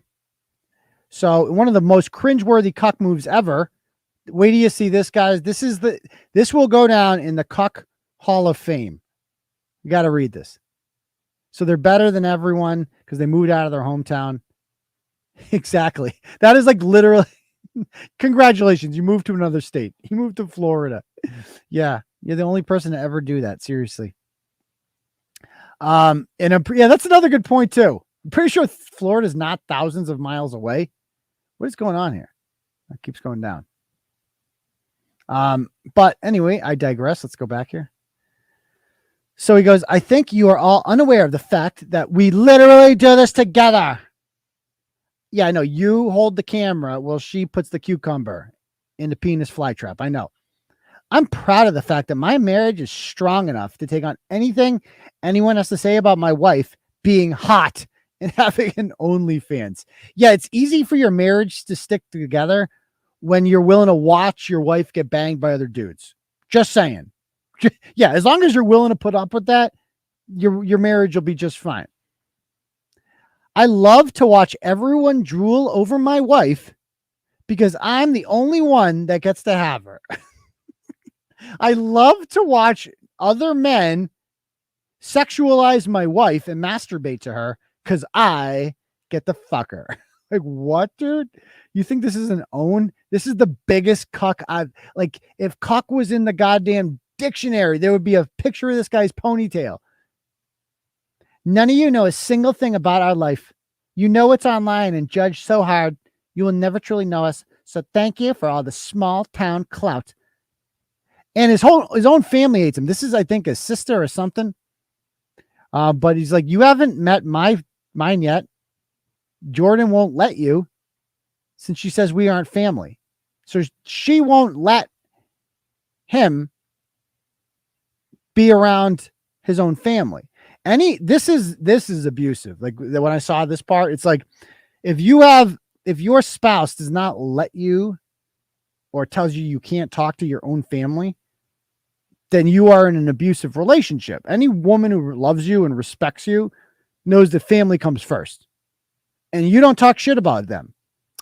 He can talk shit about his own family and vent to you about them, but you can't. You can't until you get really comfortable with them. And then I guess you kind of a little bit, but at the end of the day, it's still his family. He gets to talk shit about them. You don't. At the end of the day, it's his family. They were there for him in the beginning. And one day when you break up, and you will break up, your marriage is not built to last, dear. You met in high school. Okay. Your entire relationship revolves around sex. And eventually that's going to get old. Which it already is already. Let's be honest. You have no money. Your whole life is a sham. And yeah. So then he goes on to say, well, family is who you choose. Family is who you choose, not who you're born into. No, it's actually the exact opposite of that. As for my family, you and many others started talking about her online, not the other way around. She kissed everyone's ass until she had enough, and I personally don't blame her for one bit. Family doesn't do that. They will be by your side no matter what they think. So enough of the family crap. You and everyone else in that family will never be any family of mine. What a loser. What a loser. So then the mom chimed in. His own mother, Melissa Gauthier, says, I feel very sorry for them, and I hope they get the help they need. That being said, Alexandra, this is Corey's mother. You need to just block them, both, like I did. And I told his sister. She's been threatened by you and all of Corey's cousins. You are just one of Jordan's victims. Just block them and forget about them. And this is a message from Jordan talking about the woman's mother. Also, tell that cunt she better pray I don't see her when I visit. This is the last time she hurts my husband. Oh, yeah. And by the way, what about all the living good thing? Oh, wait. They get evicted from shit all the time. This is an older eviction, but they have a newer one too, I'm told. Let me see if I got a message with that.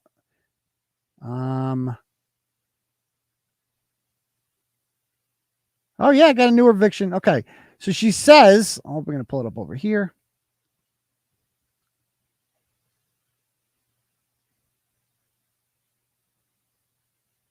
So this is an action to evict the defendants from real property located within Orange County, Florida. In November, they entered into an apartment lease there. They agreed to pay money every month. They obviously didn't pay it, and now their ass is getting evicted. And then there's this one on March. So they're like, this is two separate evictions. This is a 2021 eviction.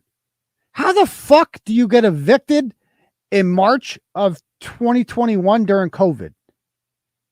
Do you know how ratchet you have to be to get evicted during COVID, son? Daisha Kelly didn't get evicted.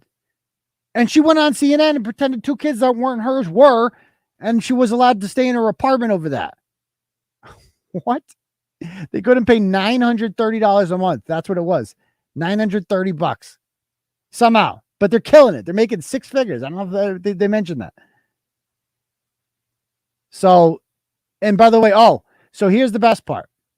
So, this whole loving marriage thing, I don't know if you guys read this, but this is a wild fucking arrest report.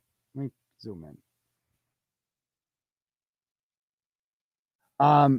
So the cops got there, and Beal stated he and his wife were at home when an argument started over him smoking. He states that the victim, his wife, became upset, grabbed the cigarettes, and threw them over the balcony.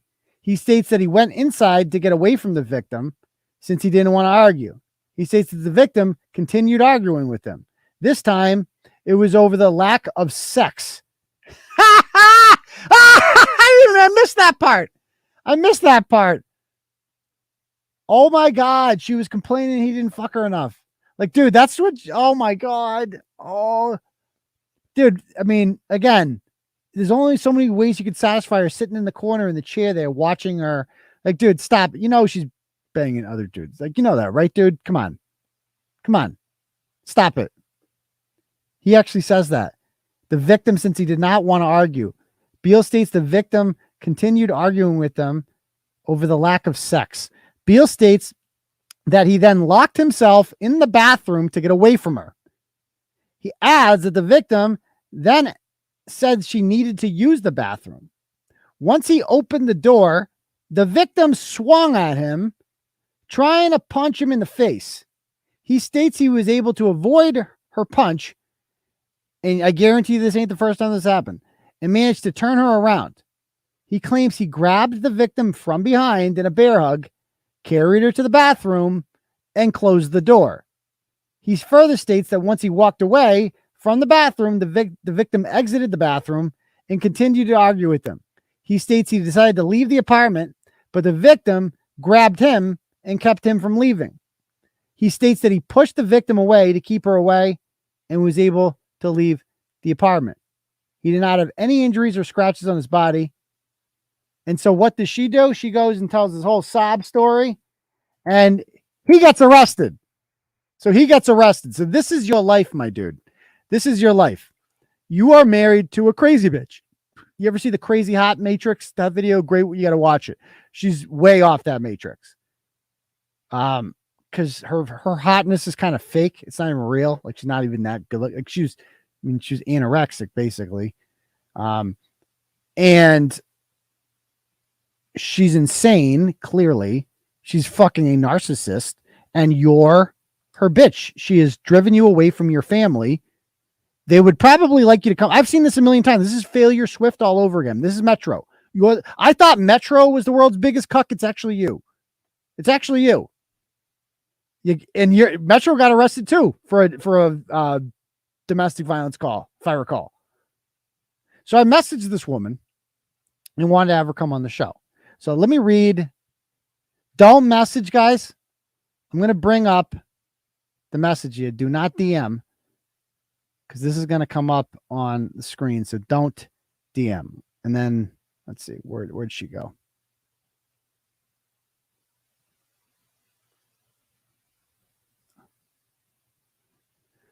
You got to see this.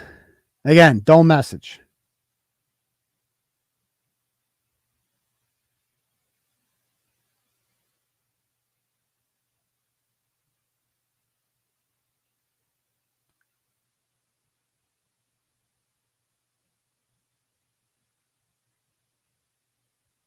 So I said, hi, Jordan. Would you be interested in sharing your content with our audience tonight at 9 p.m.? Okay, not at all. Just giving you a chance to come on. And she goes, okay, elaborate. I'm like, share your side of the story. Maybe we got it wrong. Oh, you absolutely did, but I am not interested in helping your business. I do paid sponsorships if you're interested. Bitch, I would never pay you to do a fucking thing. I don't want to see you put cucumbers up your nasty twat. I don't want to see that shit.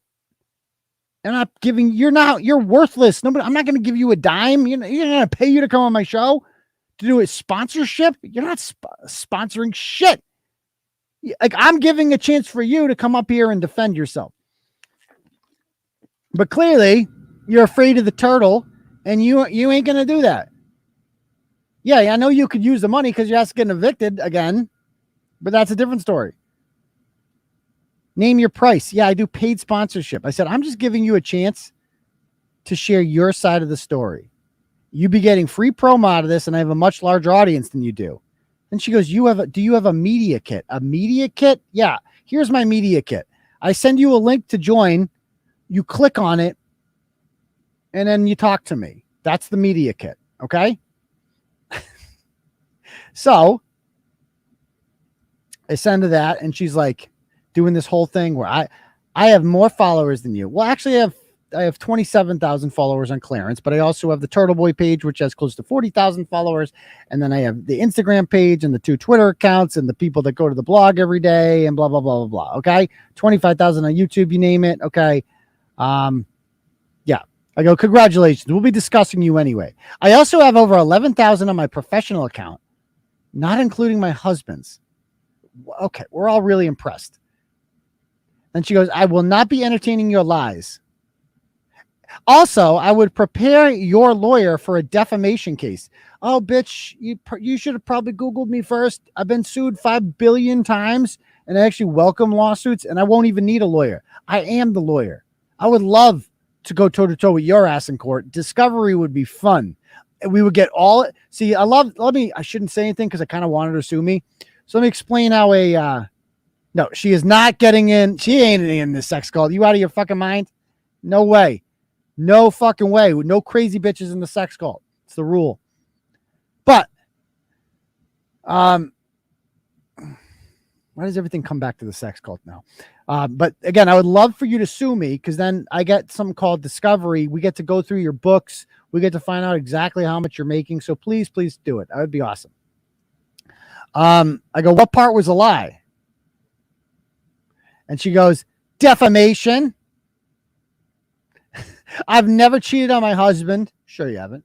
My daughter's bio father does not have custody. We have joint. How can that be? How do you have joint custody if you live in Florida and he's in Gloucester? He was 18 when I got pregnant, which is statutory rape. I didn't make my husband stop talking to his family. He chose to himself for good reason. No, nope. Don't believe that. Let's see what else. I didn't start making 6 figures online until this year. There is no pretended. The evictions happened when we first moved to Florida many years ago because I was literally hospitalized. Okay. Look up my ages of my daughter and her bio dad. Find my story. You're slandering my name and my business and will be sued for defamation. Okay. Yeah. And then she does the thing at the end. You're just like all those Gloucester girls asking how to make an OnlyFans. All right. Sure thing, D. But anyway, so yeah, as this cult, she's definitely not in the cult. She will not be allowed in the cult at all. So that's that. So I would call her, but everybody says that her number's hard to find. And Cuckboy, I'd like to get Cuckboy on here. I know you're watching, Corey. Corey, I'm gonna send you a DM right now, Corey. Actually, I'm gonna find Corey Beals.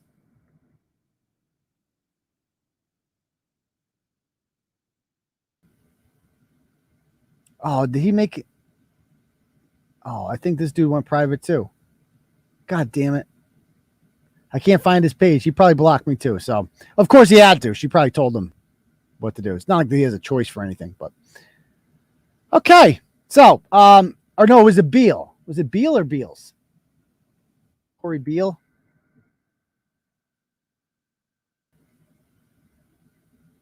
Yeah, it's Beal.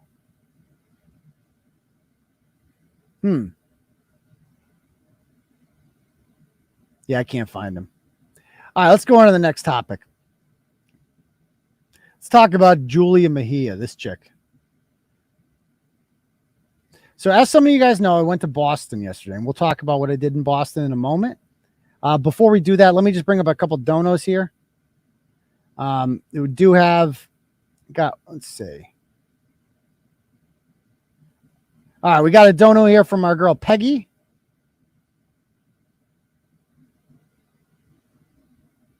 Peggy sends $20 and says, Merry Christmas. Happy almost birthday. Yeah, I got my birthday in 9 days. I'm gonna be 41 in 9 days. How about that?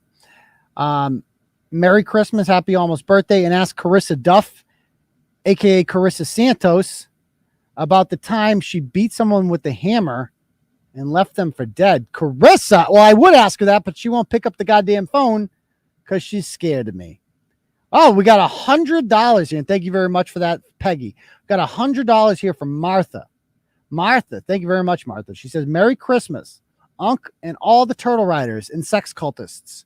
Please get something extra for the kids with this. Well, thank you, Martha. I'm going to do that. I haven't finished my Christmas shopping yet. So there's that. So thank you very much. Stop it. Thank you very much. I really appreciate that, Martha. You're a great person. I really appreciate that. If anybody else would like to donate, the link is at the top. You click on that. You can donate whatever amount of money you want. You're supporting the Turtleboy doing that, supporting the journalism that we do, the activism that we do. And you're going to call Lynda now. It's 10:30. She's admittedly high as fuck. Okay. I guess we could do the Lynda thing now, and then we'll touch on the trip to Boston. Okay, this is what we'll do. We'll do the Lynda thing now. So, Lynda, I'm going to send you the StreamYard link on Facebook, okay, to join us. And then you can come up. Lynda says that she's high as fuck, so we'll see how this goes. So for those of you unfamiliar with Lynda Andino, how would I describe her? And again, thank you. That's the Cash App. Is Lynda here? She pulled a Michelle McPhee, but already had a cop on hand. Yeah, Michelle McPhee did do that, right? When she got pulled over drunk.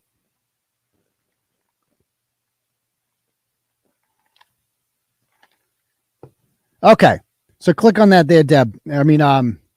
Lynda, and we'll talk about that. So for those of you unfamiliar with Lynda, so back 3 years ago when I wrote the Hadassah stories, Lynda, I don't know if she's a former resident of Hadassah's place, but she knew her and is a real spitfire and doesn't like Hadassah. Some days she hates her. Most days she hates Hadassah. And other days she doesn't mind her, it seems. But she basically is unpredictable. Let's put it that way.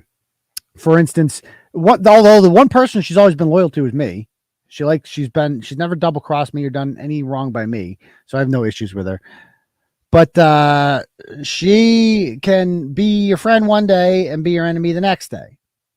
And our friend Christina Yakimovsky has been, as you know, she's a former friend of mine who turned out to be a psychopath. We don't need to relitigate that whole thing.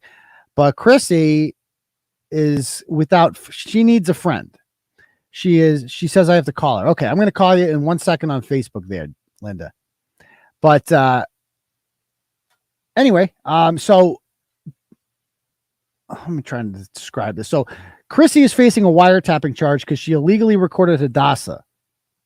When Hadassah was a subject of a blog, Crissy kind of tried to involve herself in this blog and illegally recorded her, sent me the tape. I played the tape, parts of it, on YouTube.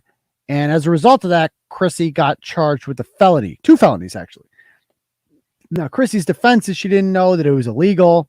It's actually legal in 39 states. But as we've since found out, Crissy actually tried to get someone else to do the tape. I've since found this out.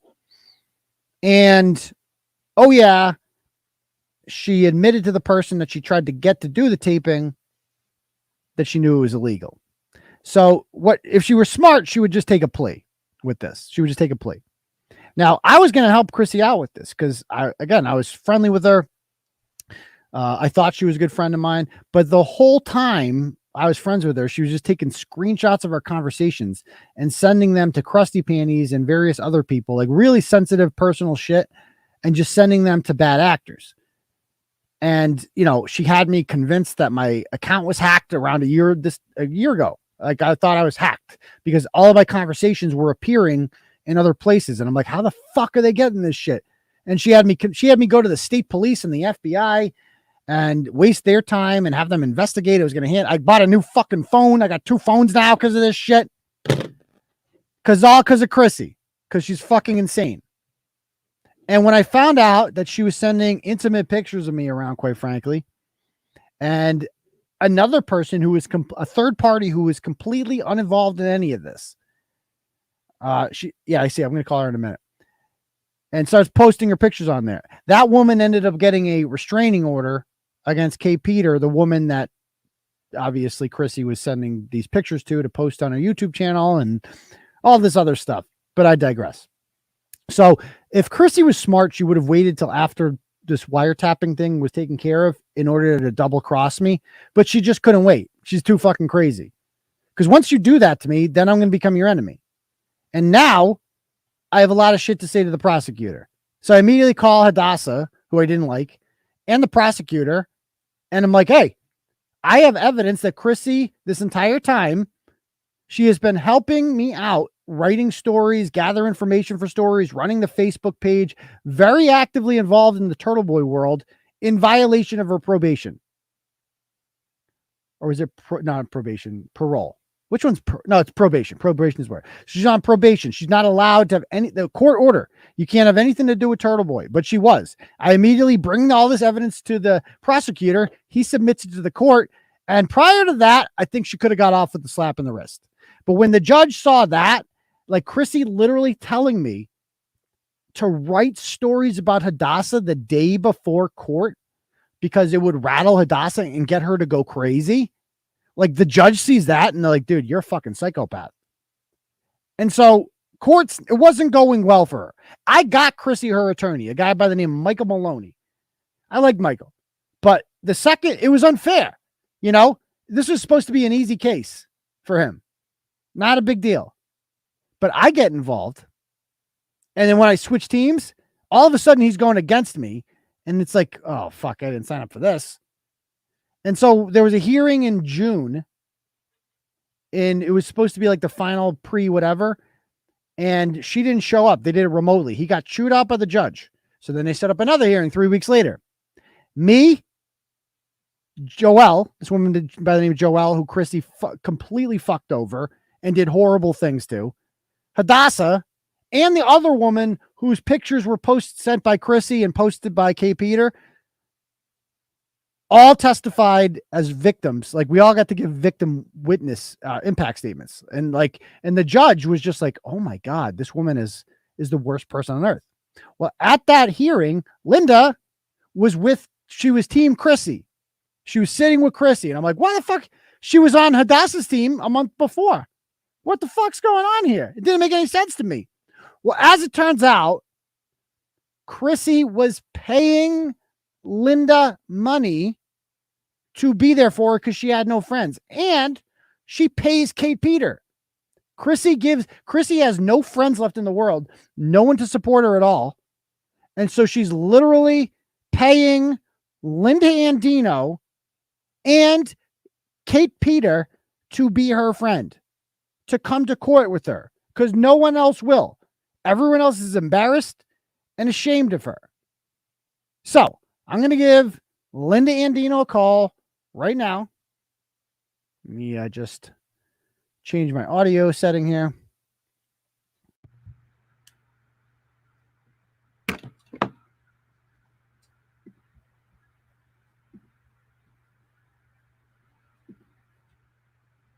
Can you guys hear that?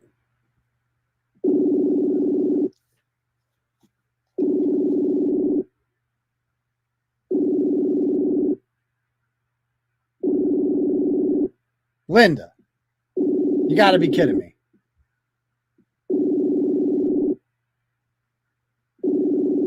Lynda, you've been hyping this up for weeks, Lynda. And if you're too high to show up right now, disappointing me, Lynda.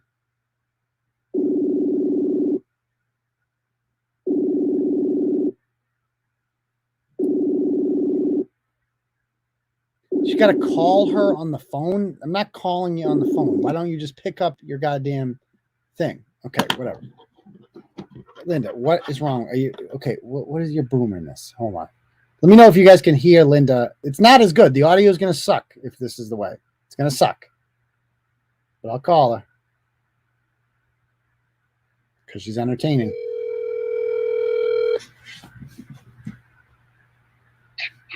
Hello? Hey, Lynda, how come you can't FaceTime? Facebook message. Because I'm 62 years old, for Christ's sake. I don't know how to do that shit. Your phone rings. You just hit the button. It didn't. It didn't ring. This doesn't ring when I do this right here. Hold on. This does. Oh, my phone. This doesn't ring on your end? That's on my other phone, the Luca phone. I have that shut down. You have that shut down? So right now, because I don't want that running with the other me being on the phone. I don't know what that means. Okay, so can you guys hear her? So I guess they can hear you, so it's all good in the hood. So, okay. Okay. So what do you got? So how much was Crissy paying you to be her friend in court? Oh, she paid me $200 that day, but I got $5,000 altogether. She paid you $5,000 to go to court with her. No, $200 that day, and then she's been paying all along. Ubers, fucking sending money Western Union, all the time. And she wanted to pay me. Well, she did pay me $200, but I never went down to the court. She wanted me to go to court and put a restraining order against you, put that, taking a picture, and it was on Brett's page. Oh, the picture. She paid me $200 for the restraining order against you. She paid you $200 to try to get a restraining order on me? Yes, and she, what do you call it? She said it was for Kate Peters. Oh, really? Kate had to go to court. Kate had to go to court for Lauren. Oh, okay. So that's what she said. Okay. She said that she wanted me to put you in jail, put a restraining order against you before, put you in jail or something like that. What the hell was it? But that stupid picture that Brett was putting on his page. The picture of you in court. Yeah. Yeah, I don't know who took that. Oh, who gives a fuck? Yeah, exactly. Who gives a shit? Exactly. Yeah, but so it sounds like they tried to recruit you for what they called the storm, and then and then a bitch fucking pays this fucking other woman that lives on the other side of my building $2,000 to break in my house and steal my safe, which had money in it and the video of the dogs in Saugus. My only evidence that fucking bitch stole. How sick can you fucking be? So Crissy paid someone. Crissy paid someone. She paid her $2,000. I recorded the bitch telling me to break into your apartment. Yeah, and took pictures. I sent you the pictures. You did send me the pictures. Yeah, you see Crissy on the right hand corner, the stupid bitch. So how did you? So you sent me images of what appeared to be Crissy's perspective of a FaceTime call because her picture's in the bottom right hand corner. How did you get those? Crissy sent them to me. She was so frazzled because I called fucking what's her name, Teresa Danskin, and I told her, I says, this is what Crissy's saying. How much is it? How much is it of truth to it? And she said there was no truth to it at all. I knew. I was on to Crissy. This fucking bitch lies so much you can't keep up in her lies. She is the most evil, disgusting, rotten bitch. She just pays people off all the time. She told me she pays Kate's co-host. Shannon? She said she paid Shannon $400 to do what? Blah blah blah. For blah blah blah. I'm not involved in Shannon because I know it's a lie. Oh, I'm sure she paid them something. I mean, that's the thing. She needs friends. Everybody, everything. And anytime I said I needed anything, I had it. Really? So what? And what did she want in return? Because it sounds like you didn't go to court and lie and testify for her. But you didn't even testify. I know.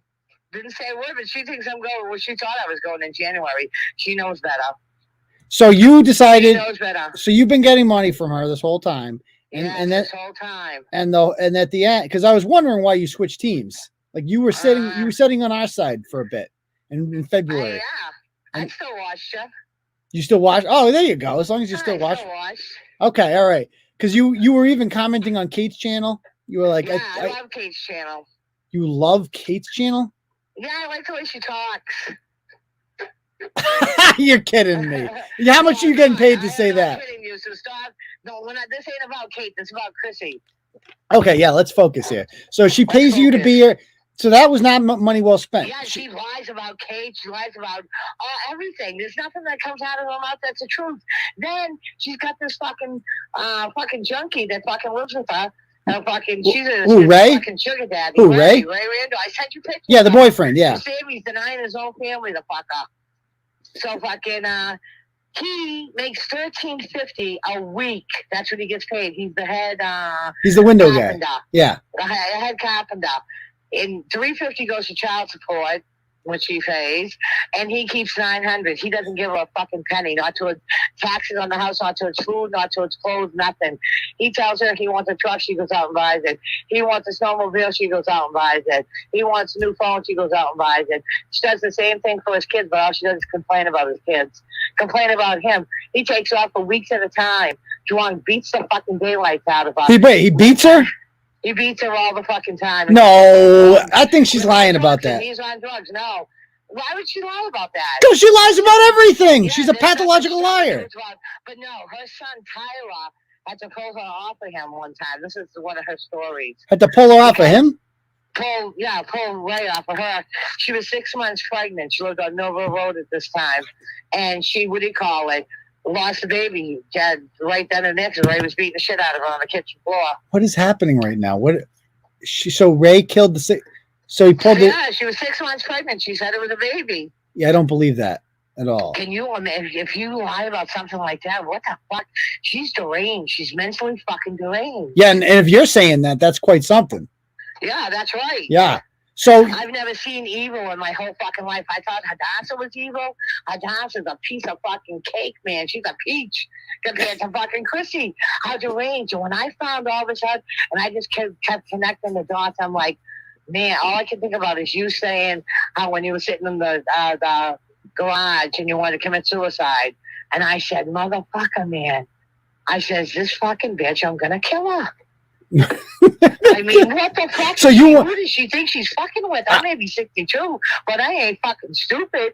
Yeah, I mean, man, I squished that fucking bitch like a fucking grape. You're a grizzled bitch. No offense. I'm a fucking... there's no offense taken on that. So that bitch is gonna see. Okay, so I think she set all this shit up too for me to be arrested. How would the fucking York County Police Department know her name was Christine Yakomowski? How would they fucking know her fucking phone number? I don't know. She made the mistake of telling me that. Okay. And then I get arrested 10 days later after this motherfucker came after me and I fucking held a pipe to him. So somebody has a question for you. What made you stop talking and getting money from her? Am I explaining that shit right now? I guess so. So you can't understand English? You want me to talk Spanish? My bad. So my understanding is, so you went to jail in October, right? Because you had a dispute with your neighbors. No, I went to jail November 2nd. Okay. And I can't go near my house. My rent is paid till January. I can't go near my fucking house. She had my house fucking robbed, stole my safe of my dog's video. My only fucking evidence. Also, it's not my only evidence. I have it on DVD too. Okay. So she took advantage of the fact that you were incarcerated to break into your house? She knew every fucking way, everything. And then Cheryl Slice, she lived at my house, but she lived at Hadassah's house for 2.5 years, but I was her caretaker. Crissy, somehow, I don't know how I haven't put that piece This is wild. Yet. This is a wild story. She's got Cheryl putting some domestic violence place down in fucking Lynn, Massachusetts. Okay, so time out. Let me just slow this down. Let me slow this down for people, because I figured this out. I kind of pieced this together. So for you, Cheryl is a former resident of Hadassah's in there, in Milford. And she's she's got mental issue. I believe she's retarded. Mentally, would you call it retarded? The right side of her brain doesn't work. So okay. The right side of her body don't work. So she's retarded, and she's dependent on others, and she lived. And she loves money, so I wonder how much Crissy paid her to get her out of the house. So she lived with you. All when I was in jail. And when you went to jail, Cheryl was just kind of on her own. Cheryl was just on her own. Yeah, she had to be. So Crissy drove up there 2.5 hours to save Cheryl, to pull Cheryl out of the apartment.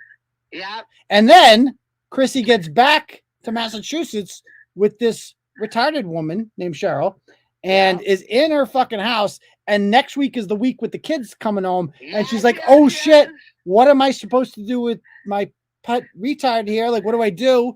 And didn't know what, she had no plan, didn't know what she was going to do with Cheryl. And the only reason she took Cheryl was to spite you. You know that. Yes, absolutely. 100%. So she kidnapped your pet retard out of spite because you wouldn't help her anymore against me. And this is normal. Yeah. This is normal behavior for a grown woman who owns a business and has 2 children. Oh yeah, I said, let me tell you something. She's so fucking sick. What does she do? What does she do? What business does she own? She's running that business into the ground. She don't pay her fucking bills. She don't pay her fucking taxes. She's fucking being something was going on with her friggin' taxes, and she was being audited about something. But who knows? It could be another fucking lie. But I know she's got a fucking $30,000 credit card sitting in her fucking desk drawer, brand fucking new, to use for anything she wants. Yeah, so Crissy gets Crissy's business, which was created by her father, and her father. Well, that's not even her father, though, is it? Dr. Perriello's her father. Oh, her mother used to work for Dr. Perriello for 30 years. The pediatrician. The man that raised her is her cousin, really. Her cousin. The mother and the man that raised her are cousins. The mother married her own cousin, Gonzalez. Oh. Well, this is making more sense the more we talk about this. They're all retarded. Crissy don't even have no hair, she's bald. What? Like, Crissy's bald. No, she's not. She has no hair. She used to have thick brown hair, and she's fucking bald. How do you know? Have you seen her? No, she goes to the fucking place and has those things put in her hair. Oh, so it's not a wig. So she got the. Some parts are. I don't know. You got to ask Joelle. Joelle knows more about that.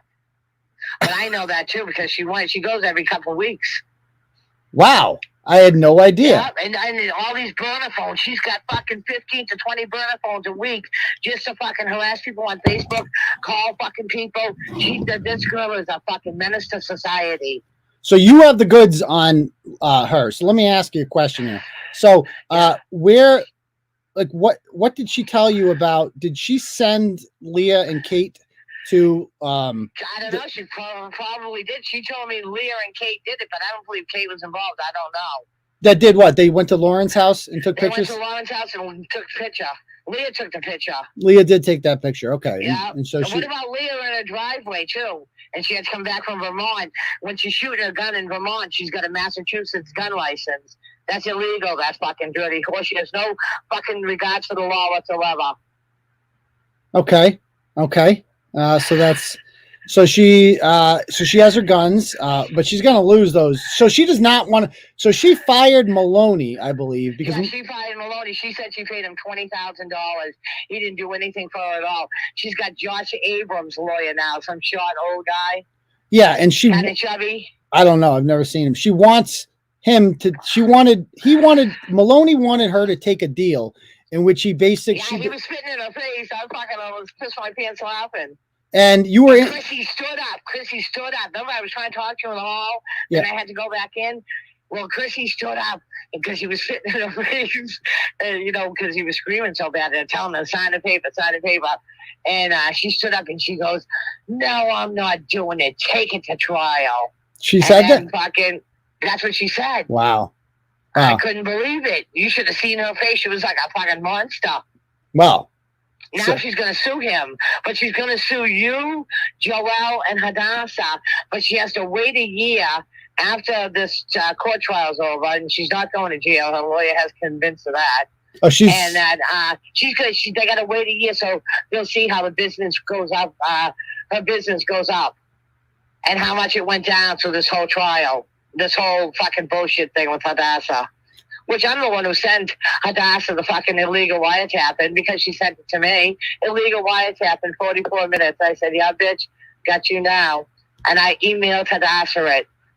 And I don't even know how to email. Hadassah talked me through it to get the email done. Hadassah almost had a heart attack, called the police right away. Then she fucking says to me, do you know anybody that, I'm paying $10,000? She goes, hell, I'll pay $20,000, she said. To kill Hadassah, then this will be over. I'll be able to leave the country. Yeah, she said that, to kill Hadassah. Wait, I gotta call where did this conversation just go? So she offered $20,000 to have Hadassah killed? 10 to 20,000, she said she'd pay. Who did she to have her killed so that she doesn't, all her trial goes away and all that shit.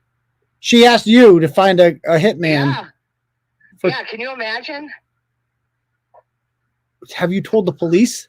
No, I haven't. You should probably tell the police that. I can't. I'm not in any position. Why, you have a warrant? No, I don't have a fucking warrant. I just got out of jail. It doesn't matter. I'm on bail conditions. I can't even go to my fucking house. Can you imagine? I can't go to my house. A woman solicited a murder to you.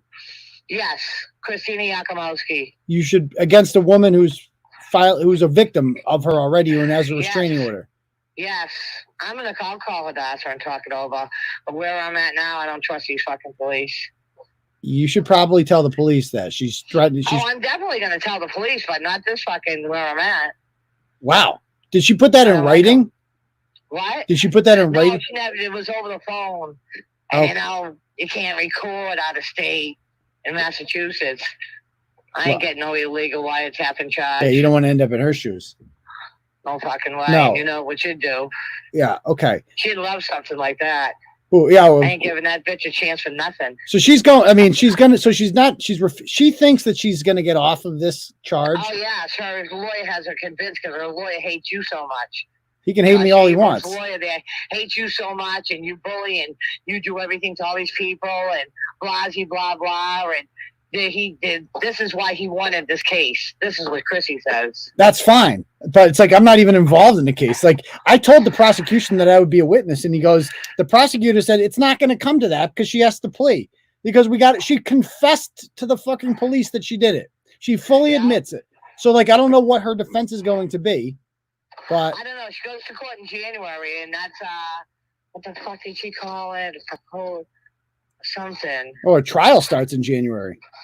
Well, no, they're gonna pick out a trial, but she's gonna go before the judge because the last time she went to court, nobody was there. They didn't even know about the case. Milford hadn't even sent the case to them. Okay. A bunch of fucking bullshit. So now she goes in January. She either takes a plea or goes to trial. I feel like I should call the police and tell them that she's soliciting a murder against Hadassah. Then they're gonna fucking want to talk to me. Well, you should talk to him. I know, but not until I'm out of this town where I'm at. I don't trust these police. So go to another police. They call. What do you think? I don't even have a fucking car. I don't fucking know. You can't be solicited for a murder like that and then not tell a cop. You got to tell a cop. Yeah, I am. I am definitely going to do that. Okay. She's going to fucking go to jail for that. She is going to go to jail for that. I would hope so. That was a month ago. That was a month ago she said that to me. So anyway, you got anything else? She mentions it more than once. I'm sure she does. But, I mean, it's going to be your word against hers, though. You know that. Sure. My word's better than hers.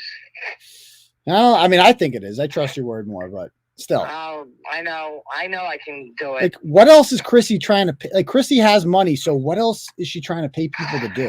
Does anybody else have any questions for Lynda, by the way? If anybody has any questions, they're feel free to fire them away. I'll ask her what, while we have her on the line here, special guest Lynda Andino.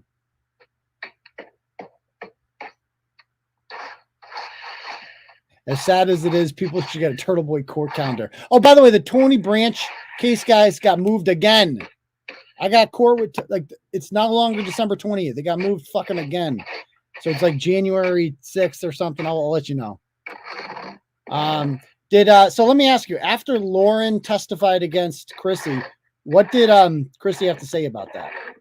Oh, fake tears. Oh, Joelle's holding her high. Look at them all. All they're doing is lying. Crissy's feet were purple. Crissy was drunk in court that day. She drank 3 nips before she went to court. No, they weren't nips. She went and bought nips afterwards.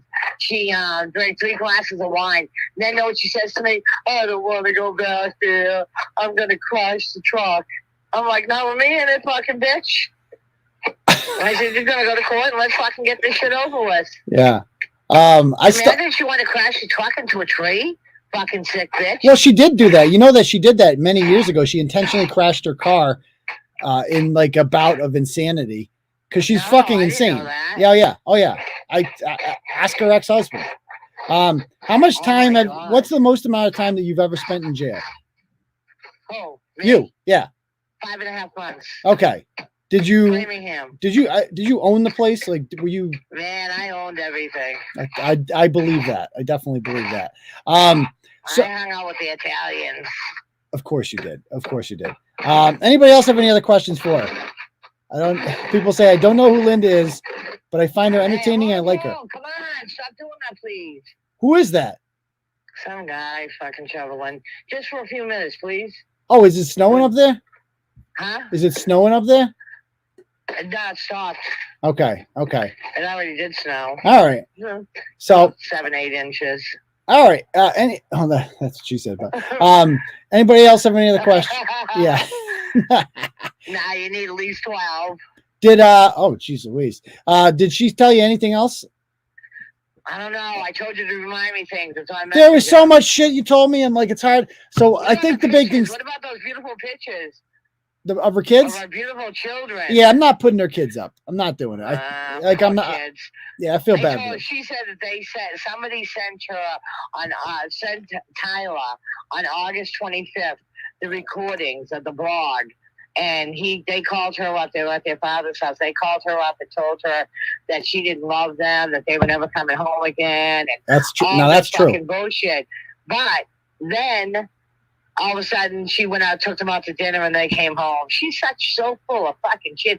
What is wrong with her? She needs to go to fucking Worcester State Mental Hospital. She's like you, in like a straight jacket, because she has no regard for the law whatsoever. She's gonna hurt somebody someday.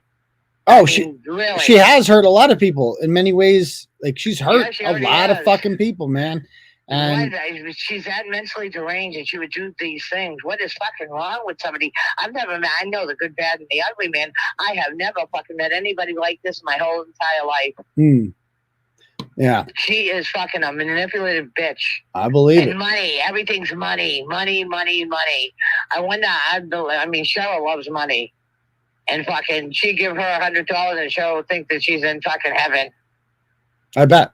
But all Cheryl's clothes, I still have them. I think that's wild that she literally stole the retarded woman who lives with you out of spite, and then didn't have a plan for what she was going to do with the woman. She don't have a plan on anything she fucking does. She fucks everything up. She always gets caught. How do you get caught at everything you fucking do? She always gets caught. Yeah, and people are asking, is she going to run out of money? No, she's not, because she owns. No, she's not, because she owns fucking. She got the business, buildings and everything from the inheritance from her fucking cousin that raised her. Oh. Because Dr. Perriello didn't raise her father. Oh, so she inherited. Crissy inherited a lot of money from her father. The house she lives in was inherited from her dad. Like she never paid a fucking dime in that. Like her business, all the customers. But it stayed at the mother's house. But why does it stay at the mother's house? I don't know. She is struggling. I'm surprised Ray isn't driving if she really owns it. She is struggling financially because she obviously the business is no longer getting new customers. She blames it on Harvey Industries that they keep fucking up the windows, breaking windows. Fucking. Her kid was drinking on the job. Tyler was drinking on the job. She fired this guy Carlos. Said he was stealing. It was Ray stealing for his drug habit. Oh, interesting. Well, I'll tell you, like, if anybody who spends this much time on internet drama can't possibly be running a good business, I'll tell you that much. Like, and she's not going to appointments 5 times a day either, because she's too busy on fucking burner phones, because she's got to give a clean phone into the fucking court, she thinks. She thinks she's got to give her phone into the court. Oh, really? And her laptop and everything else. Yeah. Oh, this bitch, she just goes around buying burner phones, straight talk ones. Then she'll fucking throw them in trash or in Northbridge, Whitensville. She never uses the same phone 3 times. I believe you. Yeah. So imagine that. What a dirty bitch, huh? No, the dirtiest. Testify to that in fucking court. You wait. I'll be there in fucking January. So you're going to be on the other one. Is that right? What? Oh, come on. Oh, stop. I'm not asking her that. That's degrading. People want to ask me spit or swallow. I'm not going to ask that. It's swallow. Why start a job and not finish it? I mean, okay. Oh, hold on. Hold on. I just laughed too hard at that one. Okay. I don't know why Deb's face fucking popped up there. But all right. Wow, that was interesting. Okay, cool. All right. So anyway, anything else? Because we got to get going here. I got to cover one more thing. My phone's dying too. Okay. Well, I'll let you go. Always a pleasure when you come on. Have a good one. Have a good one. Bye. Thanks. Yeah. Bye. Always interesting when Lynda Andino comes on. Always interesting, to say the least. Okay. All right. So let's talk about my trip to Boston, and then we'll end the show.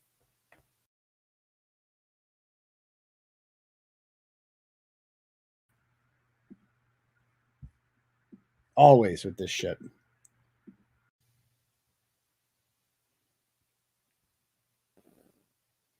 Okay. All right. So back to this. Wow, I need a cigarette now. It's like she goes swallows. Why Feder? Why quit the job when you can finish it? Oh my God. That was too close. She was just ready. Like, no doubt about it. Okay. She's 62. Unbelievable. Okay. So anyway, so I go to Boston yesterday, and obviously I'm there for 2 things, as fate would have it. I am there to audit 2 people, and I say audit. I don't mean it in the sense of like Abrams. I just think it's a funny word. I just like to say we're auditing people. Yeah, basically I'm interviewing you. I'm there to ask the tough questions, because online they can ignore you. They can pretend you don't exist. You know, they can deflect, they can avoid you. That's what they do, because people avoid me. People say I don't show up. I'm the opposite. I do show up. I ask the tough questions. I come to your face and I ask you these things, and I'm not there to harass you. I just want answers to my questions. So the question this week was, what is going on with Boston City Councilor Julia Mejia, and her DUI, allegedly. Because I have heard, like, have been getting shit all week. Like, you got to look into the DUI with her. A cop, allegedly, they said, let her drive away. She was pulled over drunk with the firefighter, they said. And she was, basically the cop allowed her to just either some people say she got a ride home from the cop. Other people say somebody came and picked her ass up. We don't know. And they towed her car. We don't know anything because there's no report. She was never arrested. But so many credible sources within the Boston Police Department, who I trust immensely, and not just in the Boston Police Department, like people in the streets. Let's just put it that way. I've had certain people on this show before, several of them actually, who are some of the most reliable sources that I have from the city of Boston.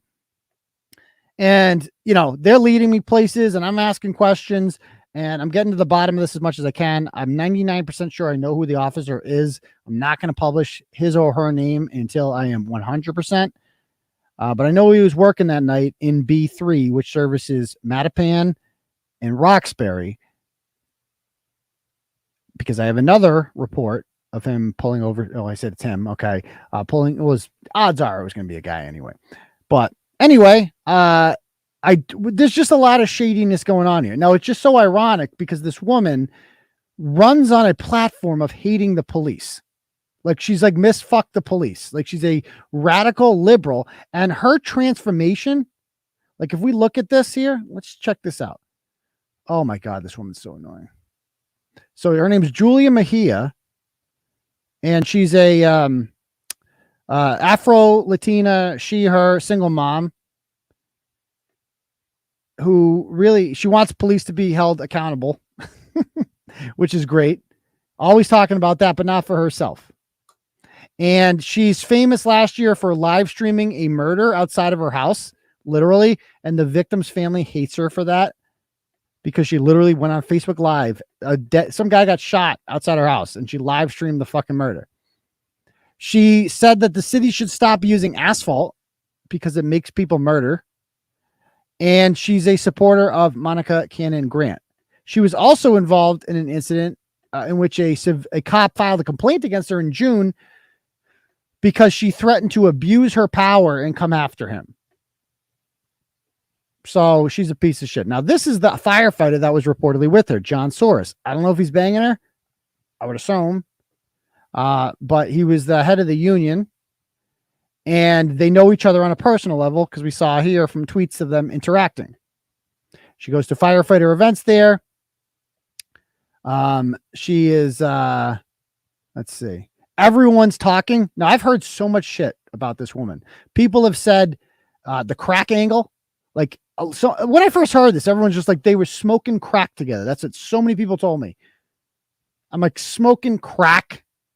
This is a city councilor we're talking about here. She's smoking crack. Like, was she Mike Giannetti got elected to the city council? I just found that to be a bridge too far. I'm like, okay, I can see drunk driving, whatever.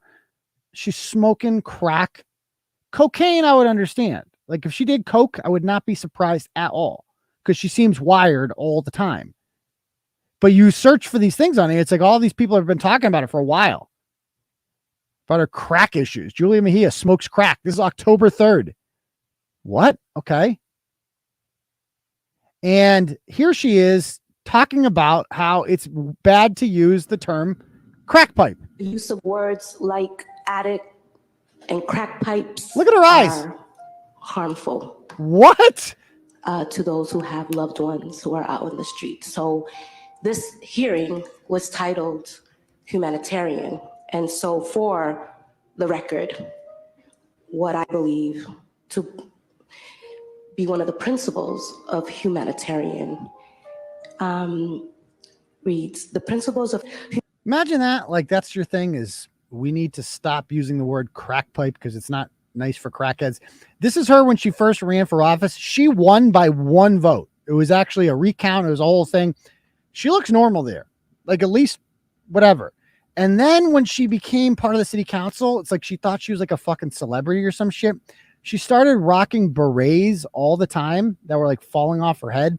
She started getting bags under her eyes. Like, look at this. Look at that. Dude, she looks skinny. Like, she looks really fucking like need to eat something. Dude, come on. Like, I think it's a fair question to ask. Like, does the city of Boston have a crackhead city councilor? I think that's a question that should be answered or probed at least, because a lot of people are saying she's a crackhead. Here she is with Michelle Wu, Mom Squad. With the Mom Squad. Oh my right? God. Mayor, She's so hip. Talk to us a little bit about what went down this morning. Yeah, we saw every part of the transportation operation here, and sometimes it feels like it should be easy. Like, this is insane that this is who governs the city of Boston. People like that. Here she is. She does a lot of TikToks with her daughter, who she uses as like a prop for, you know, whatever. And Ed Markey and shit.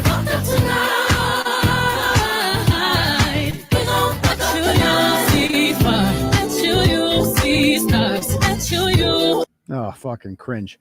How about this one with Ed Markey, Mr. Frosty here? Oh, no, this is a spicy Latina we got here.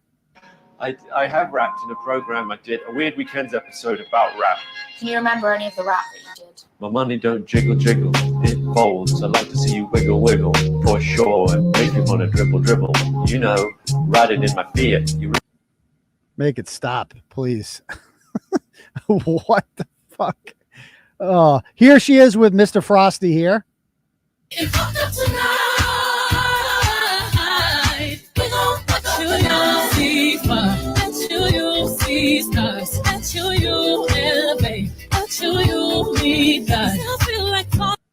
Here these assholes are on Chinese spyware. That's what TikTok is. Chinese fucking spyware. I mean, this is who governs our state. Losers like this. Now here she is with her daughter talking about hitting. This is her in Paris. Tell me she doesn't look like a crackhead. Come on. Look at those eyes. Those are Gianetti eyes. Like, Gianetti looks at her and it's like, come on. Like, he knows. She could be next. All right, you guys. So She has a crush. I do not have a crush. Yes, she did. The crush is on the boat. You see how these little kids be making things up? She's like, she was looking at him like. Okay, I was having a conversation with a. So she was trying to get stuffed in front of her daughter. Okay. And check this video out. Here she is going to Dorchester High School. I found this one the most telling. Like, so she's an elected official in Boston. You're supposed to promote the city, you know, public works, education's a big part of it. So she goes to Dorchester High School, which is her alma mater. And you would think that as a city leader, you would want to go in there and say, show all the good things that are going on at Dorchester High School. Here's my old homeroom. Here's my teacher. Here's the principal.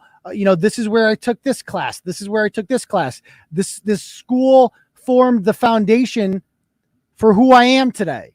This school helped mold me. I'm a strong advocate of the public schools.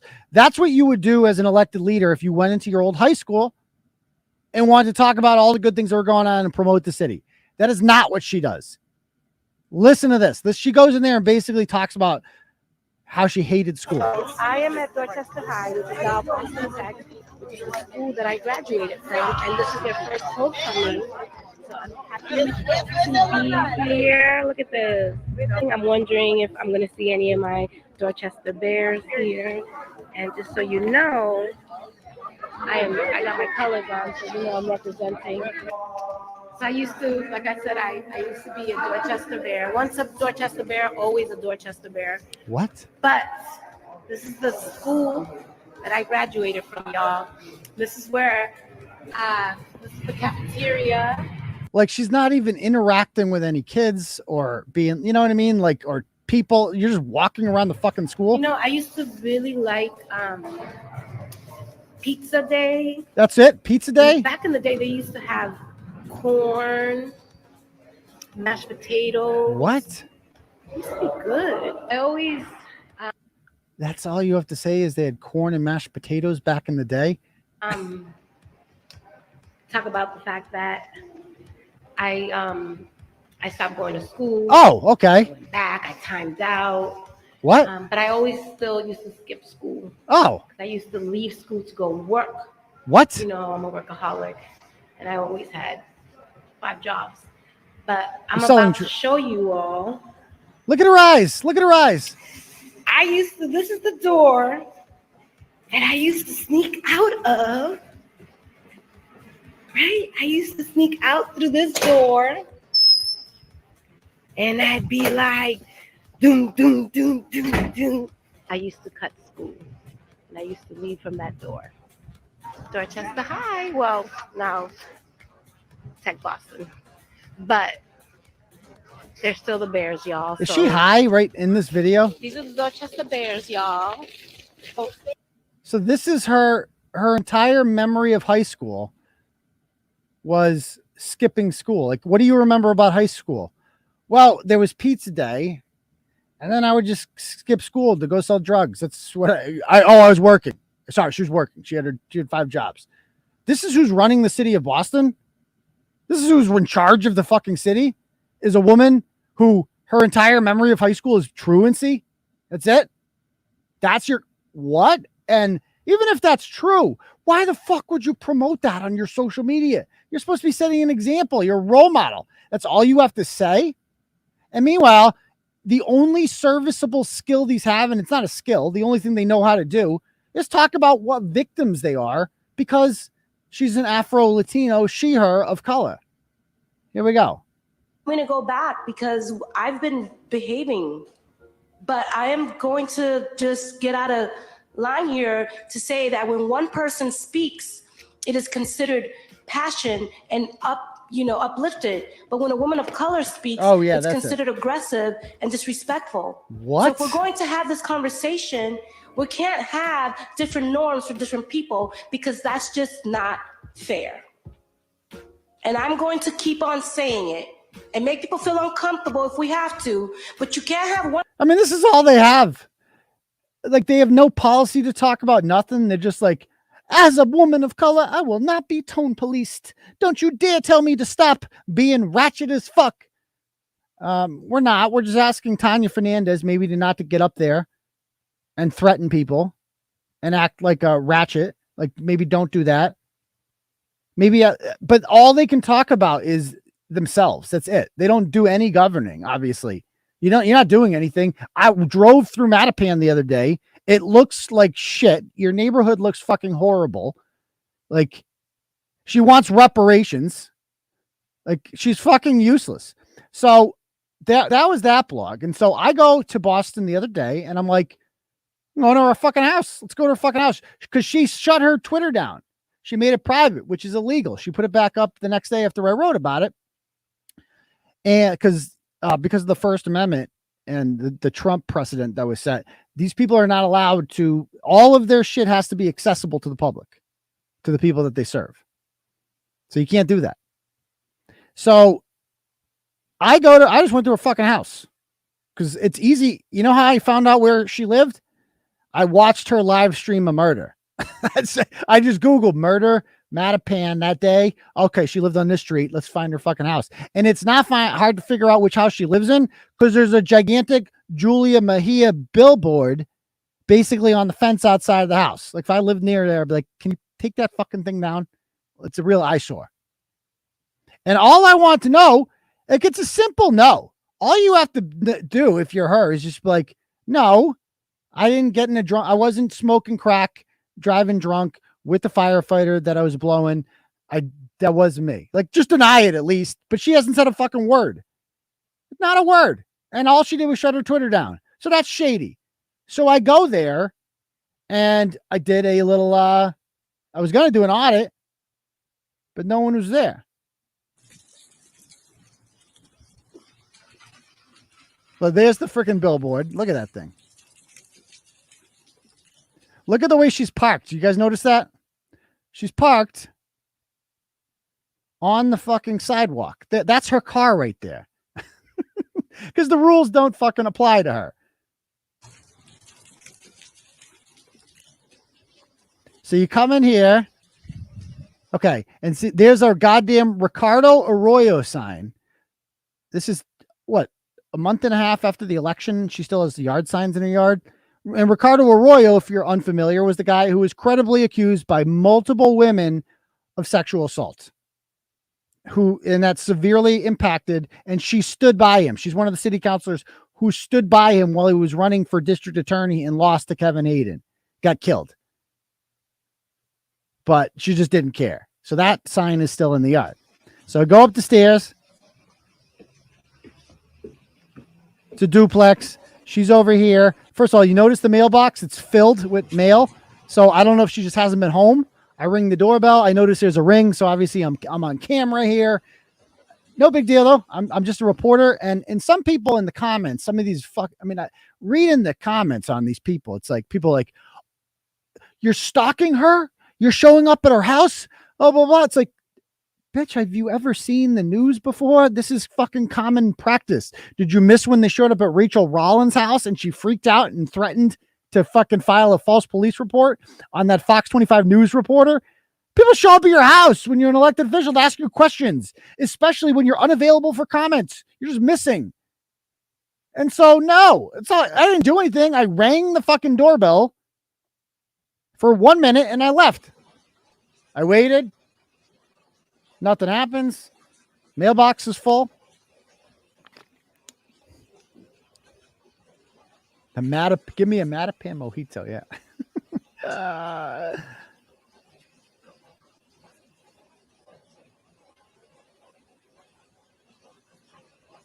And it's raining. I mean, I'm dedicated to my craft. I'm showing up, rain, shine, doesn't matter.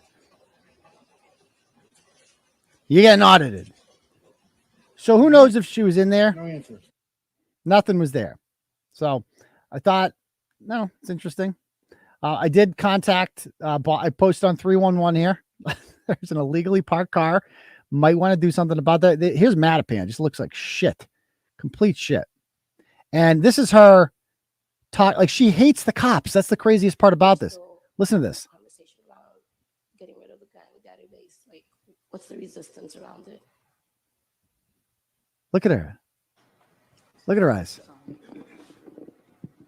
Frankly, because it shouldn't be removed. This is her questioning Boston police. And can you just talk to us a little bit about the racial profiling? Racial profiling? And the impact, right? There is no racial profiling. Zero. Okay. All right. But we just, in the earlier look at her eyes. Hearing that we had, we talked about the number of the stop and frisk and the neighborhoods of Dorchester, Roxbury, Mattapan having the highest rate. So how are you going to tell me that there is no racial profile? How are you going to, she accuses them of lying about racial profiling. How are you going to tell me there's no racial profiling? Because there isn't. Because the neighborhoods you just mentioned have a large concentration of minority population. Stupid. So, like, obviously in, Medfield, probably more white people are pulled over than black people because that's who lives in the town. Stupid. But again, and that's the most amazing part about this. Whoever the fucking cop is, if this actually happened, which it did happen. So I go down to the Boston Police Department headquarters after this. So, which is in Roxbury. It took the 20 fucking more minutes to get there. I hate driving around Boston. I fucking hate it. I don't know how you people live there. It's horrible. But you're ruled by people like this.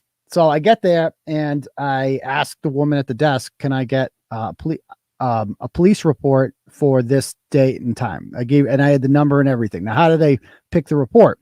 I just went through the incidents and I found one that matched the time frame that we were looking at according to tips. And I got the report back. Now, I asked for the report, and the woman at the desk initially doesn't want to give it to me because I said I'm media. And I'm like, if I was a citizen, would you just give it to me? Yeah, but you said you were media. I'm like, okay, then I take it back. Like, what kind of stupid rule is this? And then next thing you know, she's like, actually, the sergeant's coming down now. So I don't know if somebody was watching on video or whatever. So sergeant comes down. 3 sergeants, actually. And I talked to them all. We had a nice conversation. They like Turtleboy. They appreciated the work I do. And it was really nice to hear that. And we had a good conversation just about crime and whatever, and assholes and you name it, and problems plaguing the city. And I'm like, and all three of them knew what I was there for. And they said, "Are you here for the Mejia thing?" They knew, like they knew, and they confirmed to me without a doubt this happened. She was pulled over drunk. There's no doubt about that. And there's no report for it. That's proof of scandal as far as I'm concerned. That I have confirmation from police now that she was pulled over drunk, and there should be a report for that. She should have been arrested. And there's not, and I would like to know why. Did she use her power? Where is the body cam? Where's the body cam? But you can't request body cam footage if you don't know who the cop was. I'm pretty sure I knew who the cop was, but it's just a fucking crazy story. And the Globe, the Herald, and Live Boston have all been looking into this as well. It is legit. And the mere fact that they're just not transparent about this is so fucking problematic. Like, I thought George Floyd, like after that, we were all supposed to be like transparency and this and that. And that includes all, like, if you're an elected official and you're getting pulled over drunk, even if you're Miss Equity, like she is, like, you're not above the law. What's going on here? So, yeah. I mean, the cop, not only did the cop not do his job, the cop committed a crime. I mean, arguably, it's like the cop should lose his job over this. You're going to lose your badge and gun over that. You cannot be doing, like, covering up crimes for elected officials. You can't fucking do that. And so that's what I went. So all these people, you went to her house. Bitch, I went to an elected official's house who was allegedly smoking crack and driving drunk in the city of Boston to ask her a question about if any of this was true. That's it. I didn't touch her fucking lawn. I didn't do shit to her. I was there for 60 seconds. I rang the fucking doorbell and I left. That's it. And I got all these retards in the comments. Oh my God, he did this. Well, that was part one of my trip to Boston. Part two, earlier in the day, we had court with Crusty Panties in West Roxbury, or Jamaica Plain, West Roxbury District Courthouse. So she was being arraigned. Kate Peter, she goes by Masshole, whatever, or Mafia or something on YouTube. She's a professional grifter, a DCF mom who lost permanent custody of 2 of her children. But she was being arraigned for violating a harassment prevention order against a woman named Lauren, who she had no connection to, but she decided to target this woman for about 9 months. And as you saw, when Lynda came on here, she sent a woman by the name of Leah Genduso to her house to take pictures of her. And those pictures were then sent to me as like a threat or something. Like, we know where she lives, so we're going to get her. And Kate posted her address, said her name a bunch of times, directly contacted her multiple times, posted lewd images of this woman too many times to count on YouTube, on Facebook, all over the fucking place against her will. She did not consent to any of this. And the woman was hoping it just went away, and it just didn't. So finally she said, I'm going to get an order on you. And she did. She went and applied for an order, and she got it. And when she got it, Kate violated the order like 2 days afterwards by going on the Toothless Wonders channel and directly contacting the woman again. And the Boston police determined that by directly speaking to a person on YouTube, because you could talk about someone, you just can't talk to them. She spoke to this woman, and you can't do that.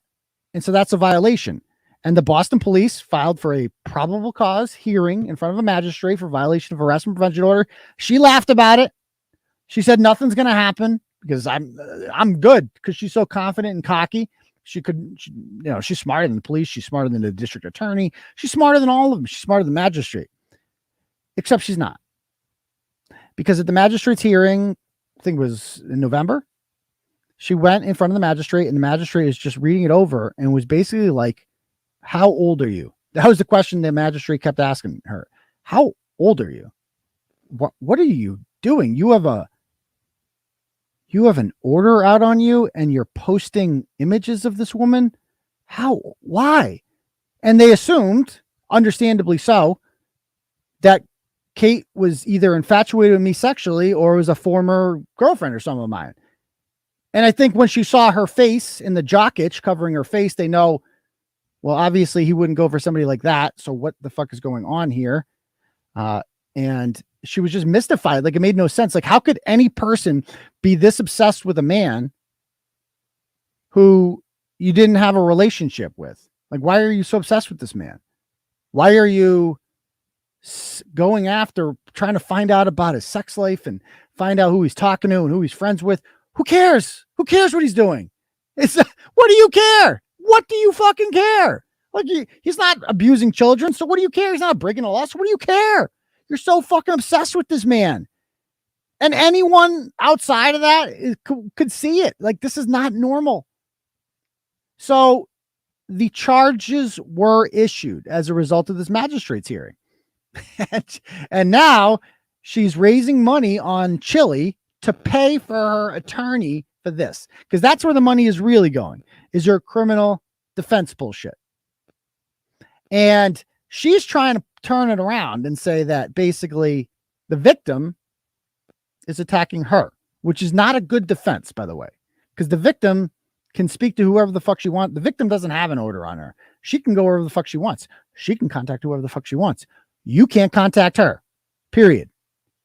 Because she got an order on you and you don't have one on her. And now she feels safe for the first time because she has this fucking order protecting her, and you're being charged with a crime. And so she has been pulling this angle about, Aidan, because I've been posting about it, obviously, the court proceedings. And she's like, the victim is giving him information. The victim is doing that. No, Kate, I'm doing that. And even if the victim it was the victim's attorney, let me be perfectly honest with you, the woman who beat you in court twice, she's the one that gave me the information. She sent me the docket. She gave me all that. How do you think? I got it all from her. Okay.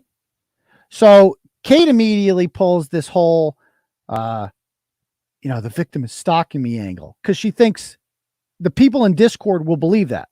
But the problem is the judge won't, because she's so used to the Discord world where everyone in a YouTube world where her idiot sycophants just believe her.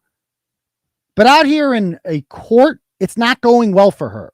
It's going actually horribly, as bad as you get. You're being charged with a fucking crime. And for a woman that said, like, I'll never be censored, I'll never take shit down. Yeah, you're censored now, aren't you, huh?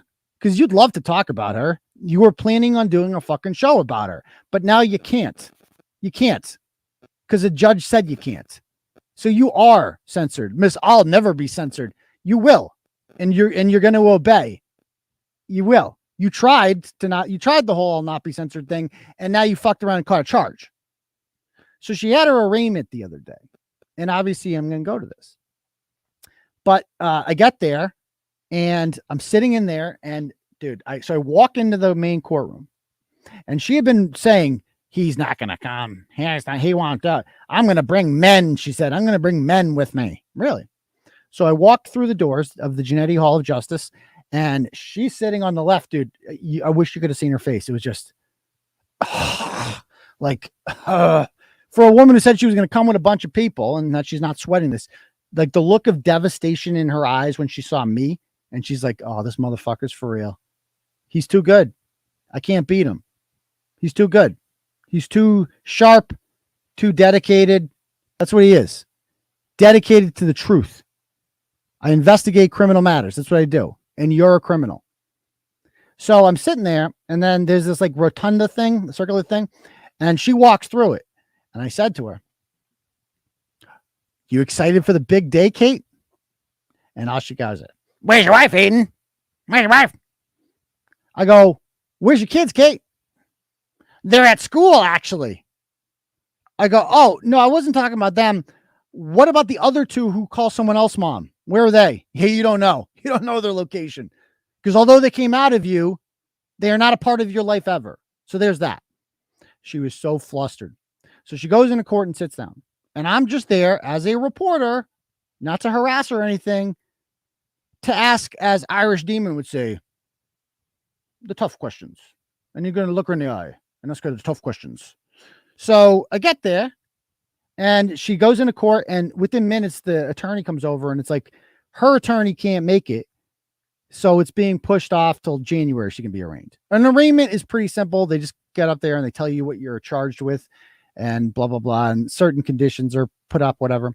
So I obviously follow her out of court because I'm there as a reporter in media capacity, ask the tough questions. And let's pull it up here. This is how it went. So let's watch this video. Excuse me, Miss Peter, Aidan, Kearney, TV Daily News. Just wanted to ask you a few questions if you had a couple moments. So yeah, we wanted to know, how do you, is there anything you have to say to the victim of the crime that you're here at Jamaica Plain being prosecuted for? Do you have any comment about that? She just, look at her face. Look how angry she is. And for a woman that was like big and tough, it's like, what are you walking away from? I'm just trying to ask you some simple questions. I'm just a reporter here trying to get to the bottom of this. You know, you're somewhat, you consider yourself a celebrity on YouTube streets. You're a fighter for justice, a fighter for women's equality. Yet you're here harassing a woman, stalking her. I just have some questions about this. Do you have anything to say to the victim's family? Notice I'm not up there talking about your kids and DCF. I'm not doing any of that. I'm here to talk about what we're here for today. Your crimes against this woman. And I, in my capacity as an award-winning journalist, I'm just here to ask you the tough questions. You're walking away from them. Interesting. And you seem really flustered. The more I ask about this, the more flustered you get. Interesting. So she goes on.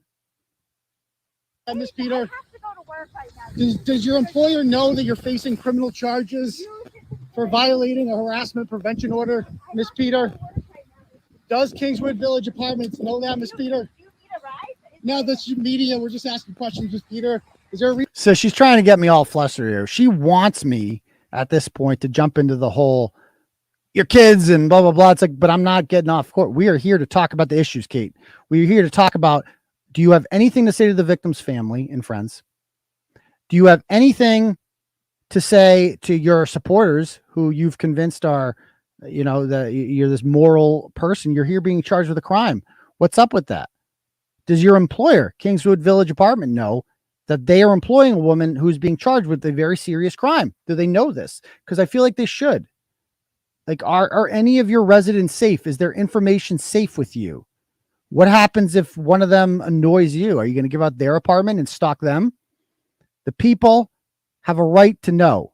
And as a man of the people, a voice of the people, an award-winning journalist, I am there to get to the bottom of this. I was dressed up. I wore pants that had, you know, didn't have an elastic waist. All right. I had shoes that didn't, you know, they weren't sneakers. They were Doc Martens, actually. I had a belt. I was serious, man. I was doing serious journal. I had a button-down shirt. It was tucked in. It was tucked in. These are rare. So I am there in a professional capacity to ask the serious questions. And she's walking away from me, which is so weird. Like, what do you have to hide?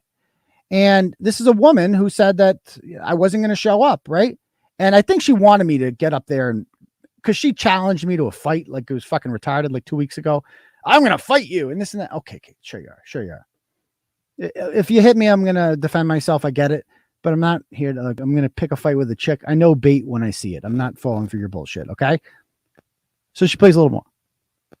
Kate always whines. That's a new slogan. Hashtag Kate always whines. The crying. Look at this. Now I am so unintentionally good at this about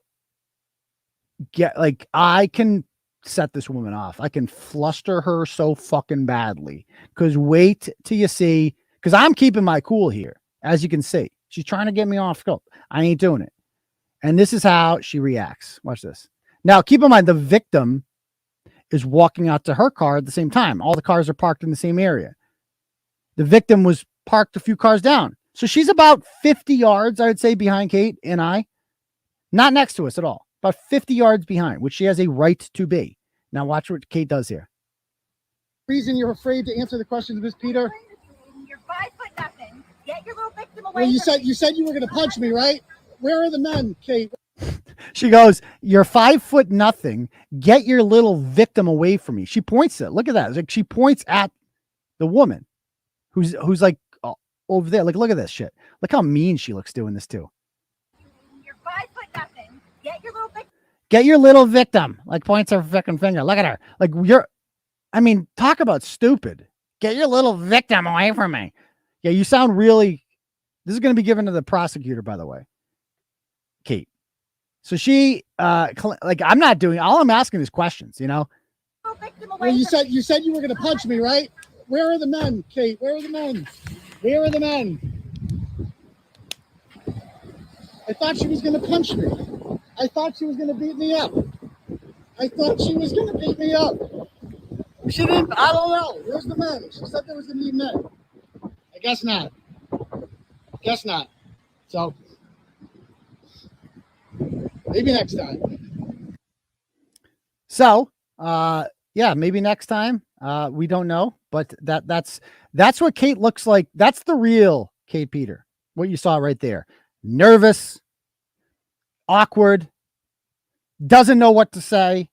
It's a completely different. See, the thing with me is I am the same person in real life that I am to you guys here on YouTube. When you meet me, anybody who's met me in person knows and had a conversation with me is like the way I talk to you guys on here is the way I talk to people in real life. And one of the things I'm most offended by is this whole thing about he won't do it to my face. Motherfucker, anything I say on the blog, I will say to your face. Anything. I'm scared of nobody. Absolutely fucking nobody. First of all, I can handle myself. I'm not really worried about it coming to that. But more importantly, I have faith that it won't come to that. So it doesn't even fucking matter. Because I have more faith that you're a bitch, that you're not going to do anything. So it doesn't really matter that you're all talk. That we're just going to have a conversation here. That's it.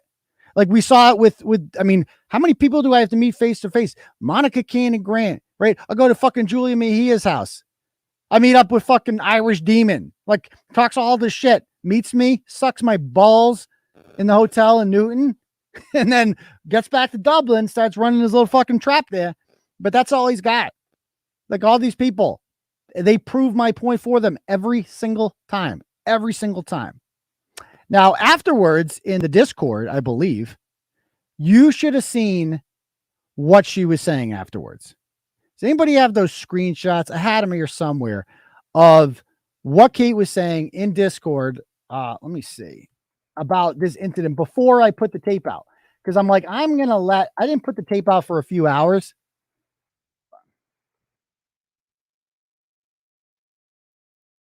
By the way, let me do a couple of turtle chats here before I bring this up. I don't want to forget anyone. Got 3 turtle chats here I want to get through. I'll read them out because this is very generous of these people. I really appreciate it. So we got one turtle chat here from Maura. Maura says she is donating. Sends $20. Says donating to support your story. The kitty litter critter Eric Neal. Please call him again tonight. Well, he blocked me, so I can't call him, but I could try. Thank you very much. I appreciate that, Maura. We got $20 from me. It just says Merry Christmas, Turtle. I'm sorry Waters fucked you over last week. Oh, Jesse Waters. Right. Yeah, he did. I thought you meant Ryan. I got Ryan Waters tunnel vision. Then we got Scott, and thank you very much, me. Scott Starboard says all women need to learn from Lynda and finish the job. That was the quote of the night. That was the quote of the night right there, wasn't it? Lynda, you got to finish the job, ladies. Finish the job. Okay. So I got the screenshots. Let me pull them up here. I'm going to send them to myself. Okay. I got a bunch of screenshots here.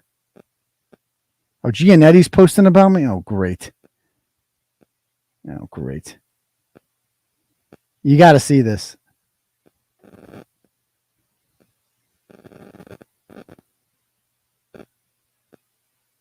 This is great. I mean, what a fucking liar. Hold on 1 second. Bear with me while I get this.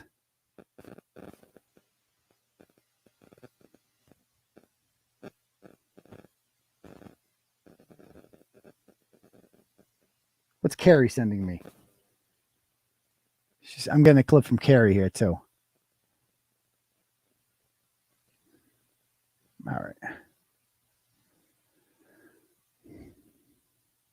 What's that a clip for, Carrie? I don't want to click on it without knowing what the hell it is. Okay. Save that one. That one.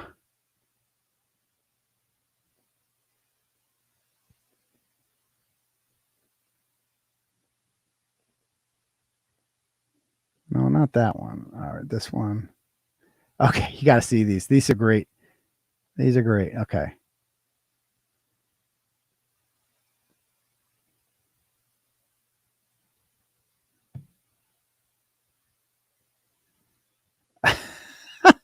Oh my God, this is hilarious. All right, here we go. Let me pull them up.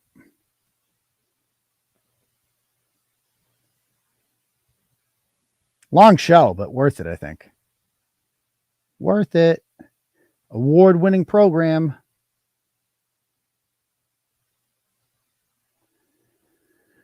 All right. Share screen. And if anyone else would like to donate too, if by the way, links at the top of the donos, I could read off whatever. Okay, so here's one here. It says,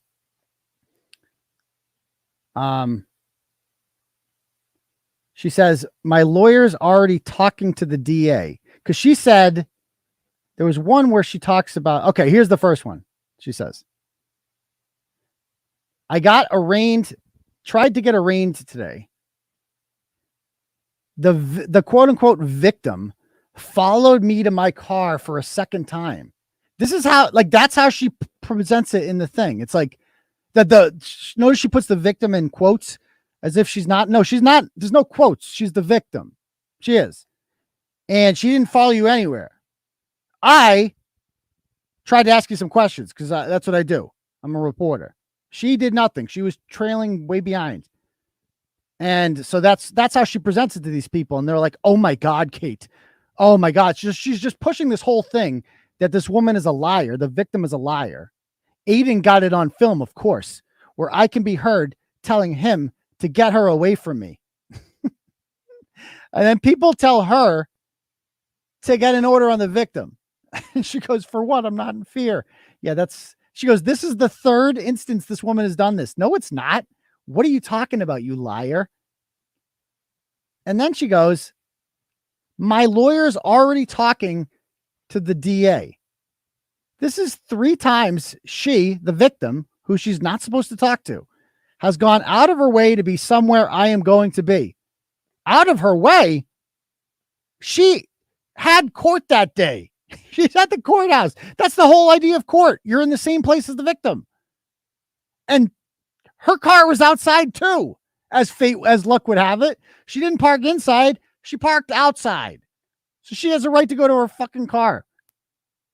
Yeah, I'm sure. By the way, this is obviously a lie. My lawyer's already talking to the DA. No, they're not. Your lawyer didn't even show up. This is 3 times she's gone out of her way to be somewhere I'm going to be. Okay. Where she is legally entitled to be. There were witnesses each time as well. Right. Sure thing. And then she posed this. She pulls the Julia Mejia card here. So she goes, apparently the 2 of them, and to be clear, the victim, as you call it, Kate, the victim, she didn't come with me to do the audit of Julia Mejia. That's it. I went there solo, girl. Okay. And apparently the 2 of them had a busy day after following me to my car. Well, he screamed. Now, this is before I posted it. Look at this lie. Look at this lie. And the tape don't lie. You guys saw the tape. Look what she says. After following me to my car while he screamed and filmed like an unaccompanied group home escapee, they went to do this. Oh my God. So did you guys hear me screaming? Who came off as more unhinged in that video? Her or me asking the tough questions? Tough one there. I know. And even some of her friends were like, that when she posted he went to Julia Mejia's house too. They're like, what did he do that was illegal? They do this on a daily basis. No, but I don't particularly care. What annoys me is that I'm being followed by someone who has asked the court to order me to stay away. She's presenting herself as a victim of the victim, which is just fucking wild. Again, the dumb people will believe that, Kate, in court. But the smart people, like the dumb people in Discord rather will believe that, but the people who matter won't. Now, wait till you see this too. We got more. Look at this. This is third-party contact. She can't help it. The troll mafia here. They can't help it. They're going to fucking fuck her around. She's going to catch another charge. Watch this. So she also says, no, the MSM does not regularly post weird videos of themselves trespassing on other people's property. Yes, they do. And it's not trespassing. You're allowed to go up to someone's doorbell and ring the fucking doorbell. People they do it all the time. Yeah. So anyway, oh my God, she goes, she filmed her house.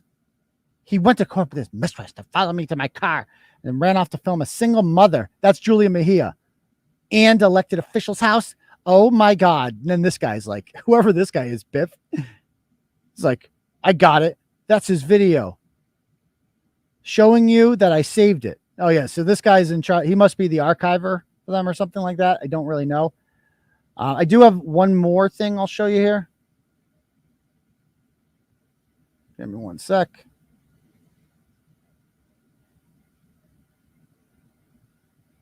Look how fucking stupid these. Now, again, when you run a page called Troll Mafia, it's kind of implied in the name of your fucking organization that you understand that you've created this organization that just harasses people. You're a troll. So you're responsible then for what they fucking do because that's how you announce. I don't run a troll mafia. I run a blog. I run a sex cult, but not a troll mafia. And so here's the victim saying it got postponed until January 6th on our page. And then the troll mafia goes, you followed her to her car, which is a complete lie. And they just believe moron there, crusty panties. And he goes, what a cunt you are to the victim. Well said. You did this, Kate. You caused this. This message right here is a direct result of your lies. Now she's being harassed by third parties, which is a violation of the order. Again, you just can't stop violating the fucking order. And remember last time you said, well, I'm not going to get charged for that. Well, you didn't. How'd that go? How about this one? Damn, dude, take the L. It's just sad and pathetic at this point. You have been take the L. I'm not the one being charged with a crime, my dude. Then this person, this is another troll mafia person. How come you and your side cunt always run your fucking mouths about Kate? Well, I can say whatever I want about Kate. Harasses you all, but you are the fucking stalker that follows her to her damn vehicle after court. This is the victimization here is amazing. All you do is a week ago, you were talking about how you're going to kick my ass. You're going to beat the shit out of me. Right? You're so tough. Talk about me constantly. Posted naked pictures of this woman. Harassed my family. Harassed my fucking friends at work. You did all that. But you're the victim? Keep in mind, this is a woman who pretended to catfish Joe Orga in order to have him meet up at a fucking bar just to fuck with him, who showed up at Bucket Boy's work with the camera to harass him while working at Market Basket, who set up Will Turbot knowing he had a warrant out for his arrest under the guise of a debate about free speech just to have him fucking arrested. There's a woman who follows people around with cameras all the fucking time. And it's but you can't do it to her. I mean, it's just amazing. Have these people thought about this? This is what your leader does to everyone. And then somebody does it back to her. Please. If your side piece was so damn afraid of Kate, then why would either of you want to be anywhere near her? We don't. No one wants to be near Kate Peter. But unfortunately, court takes place in the same building, so they had to be in the same room. And then she went outside. She was nowhere near her. And the only reason you think she was near her is because Kate lied to you. So had Kate not lied, this person would not have said this. Go get your lotion bottle, camera, and whack your little numb off again. Like, so again, more fake news. Watch the tape. There's nothing little about it. 5 emojis. 5. It took 5 emojis to cover it up. Okay? So enough with that. And there was no lotion involved either. Okay, that's another thing. I have natural lubrication. Okay, I don't need lotion. It's weird. So, and go ahead and send more pics of your kids out on the internet so you could say you're hacked. Whatever the fuck that means. Like, what? These people are so retarded. But anyway, my thing here, I made a little we'll end it with this little compilation video here that I did. I thought this was a masterpiece. I thought this was well done on my part. It's called Spit. Exactly, Carrie. Welcome to the sex cult. That's why it's red. It's like, for all the people, they always say it's little. It's like, show the tape. I mean, that's the beauty of having a tape out there like it, right? Duh. Tape don't lie. There we go.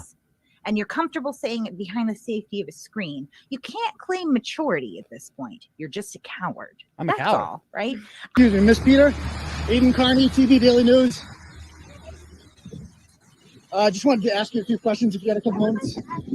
I think that the most logical conclusion to this would be that I meet Aidan, Kearney in a parking lot somewhere and we can duke it out. And this man clearly has never seen a physical confrontation in his life. So I would absolutely wipe the floor with him immediately. Oh, do you have any she's a real victim, victim. Peter?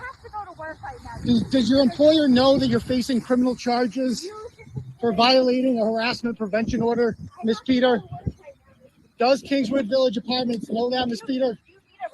No, this is media. We're just asking questions, Miss Peter. Is there a reason you're afraid to answer the questions, Miss Peter?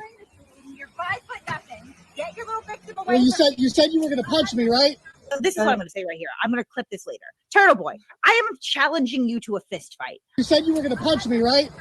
I know you're going to say no, but when you do, be honest for once in your life. It's not because you're mature. It's because you're a coward. And we can all accept that. We all know that. It's cool, right? Just admit it. You're a fucking coward.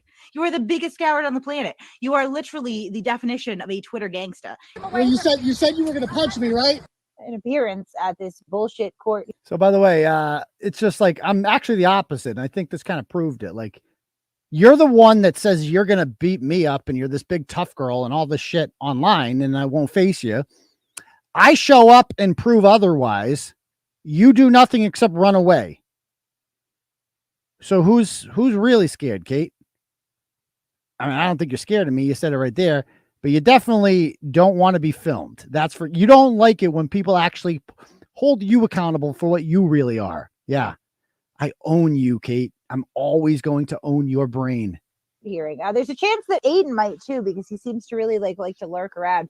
Again, bring Mr. Aidan, Massel. I will have men with me. Actual men. Really? Actual testicles. Ooh, actual men. Where are the men, Kate? Where are the men? Where are the men? Where's the men?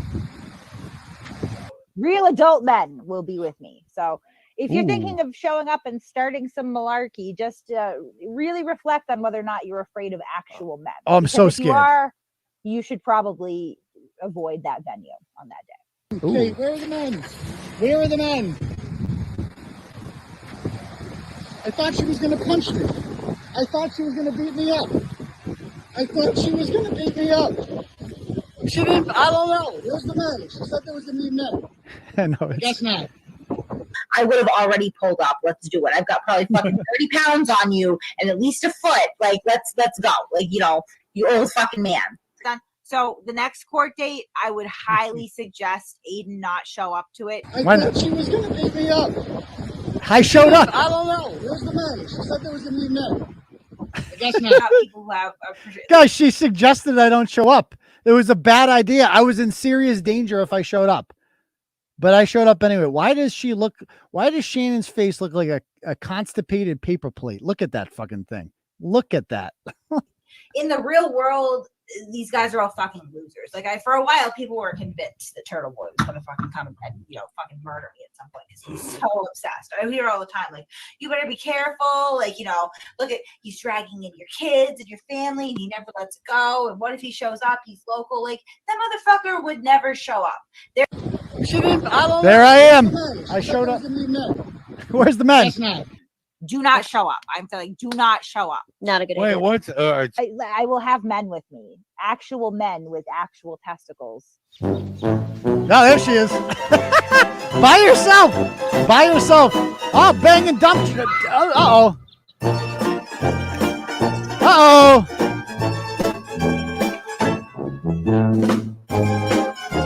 So the next court date, I would highly suggest Aidan not show up to it. What if he shows up? He's local. Like that motherfucker would never show up.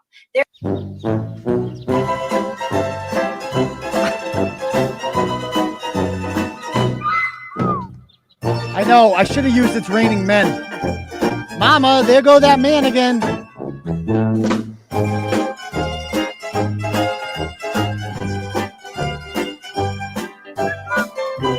Oh, where was Shannon? Where was Shannon? Where was Shiz?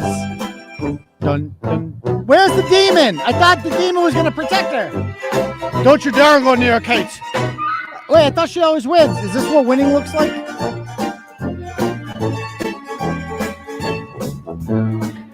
Oh, your friends are all in Australia. Extra Mars Halifax.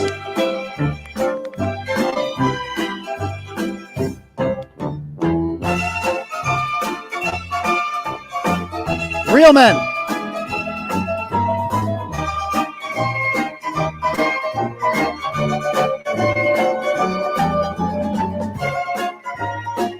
Need you here, Shiz. Oh, I'm getting stuffed by Irish Demon. Ah.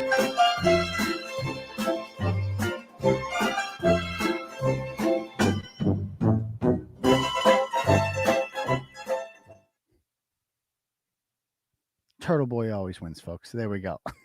I love that video. I spent a little time on that. That was so worth it. Just clipping all that. It's so perfect. It's like everything. I could make a million of those contradicting her. I could do it all day long, but it's just, she shouldn't get that much time. But I had a little fun with it. Not going to lie. That was fun. So hope you guys enjoyed that as much as I did. Winning. She always wins though. She got real quiet there. She got real quiet, not streaming much, not doing much at all. Cause she can't, because the judge told her she can't talk. So she's censored. She's officially censored. The woman that would never be censored. So, okay. Do you guys have any questions or anything? That's my question. Where was Dump Truck today? Like, Dump Truck doesn't have to work, right? It's not like she has a job. Like, this is your best friend, right? You live in Medfield. I understand most of nobody knows who Kate is in Boston. Like, she has no following or anything. Like, no one's going to show up. But at least you got Dump Truck. Dump Truck lives 30 minutes away. She doesn't have a job, so why couldn't she be there in court? Her kids are all in school. Why not? Why can't she be there to support you? Sounds like a good friend. Yep. Where was the demon? The demon flew across the pond to have a conversation with me at a hotel, but he can't come to Kate's court hearing, huh? Interesting. Interesting. All right. Anybody have any questions they have? It was a lot of just sharing the same clip over and over again, quite frankly. It was easy. So this is a Carrie clip. She wants me to share her clip real quick.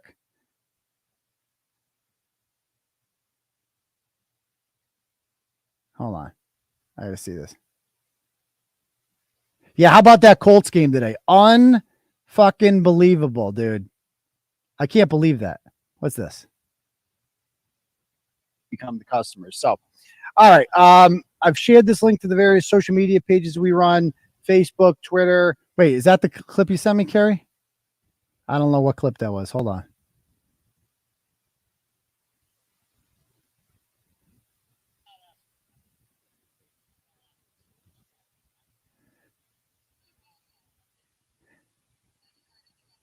Oh my God. Oh, wait, Deb's face showed up? Okay. Okay. All right. So it's a repeat. All right. From earlier in the show. All right. Any more Ryan Waters court dates? Probably. I don't even care about Ryan Waters. I could just skip them all and nothing would happen. I think her court date is sometime in January. I'm not sure. I had Tony Branch on the 20th, but that's not happening anymore. So yeah, Taylor Lorenz. She just got her Twitter suspended. Really? That's fucking hilarious. Anybody else have questions? Mutt and Lou. Let go at WEI. If Bob had never been born, they both have jobs. Probably, I don't know. There would have been another Murchison. There would have been something. Like Shirley Leung had it out for them. The Globe had it out for them. Obviously, Murchison had a lot to do with it. But we'll see. But it's just like they obviously don't care about ratings. There's, by the way, Rado Byrne just sends $10 on Cash App. He says, for having Twitter accounts dedicated to you. Thank you very much. Thank you, Troll Homeo and Lounge Lizard and all you people who dedicate your lives to me on Twitter. Thank you. I really appreciate it for the dono there. Read Linda's comment. Where is Linda's comment?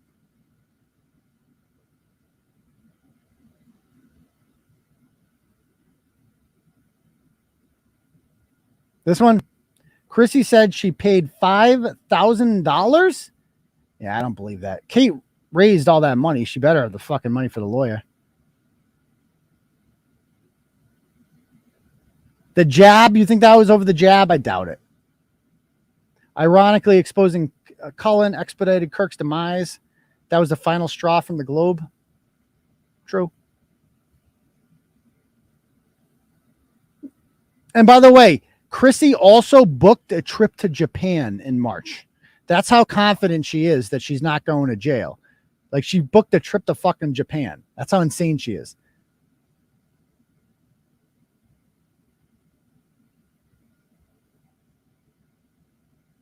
Anybody else have any other questions? 1/6. Thank you. January 6th is our next court date. Thank you. I mean, maybe I'll go to that. We'll see. I don't know if she's going to have some men with her. Even if there were men with her, I still would have done the same fucking thing. I would have asked the tough questions to the criminal defendant. And you got all these supporters and you're there alone. That was just so perfect. It's like, yeah, you have 26,000 subs and you got Discord and your Kate always wins and blah, blah, blah. Yeah, that's not real life. Real life is you sitting alone on that fucking bench. That's real life. Driving away in your beat up Corolla. That's real life. They mentioned him not being vaccinated, huh? But, I mean, I don't know. They put up with him for a long time, if that's the truth.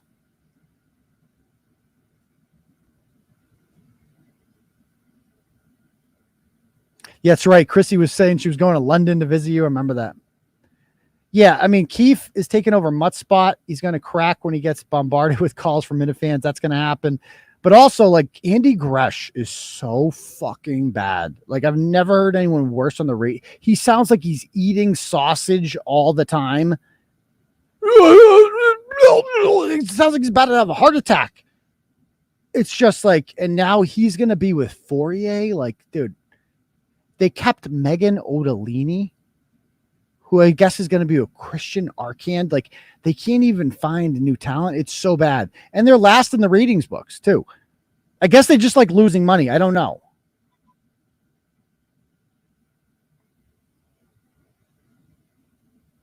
Fourier hates Gresh. Yeah, it doesn't surprise me. Everybody hates Andy Gresh. He's so bad. Like, he was fired at both radio stations. He was with Zoe. It's just like, it's amazing. These guys, 98.5 fires people. Like, Keith used to work over there. And it's like, well, give him a job here. Christian Arcand, same shit. It's like back and forth, back and forth, back and forth. Did the guy from Dedham apologize yet? Nope. Nothing.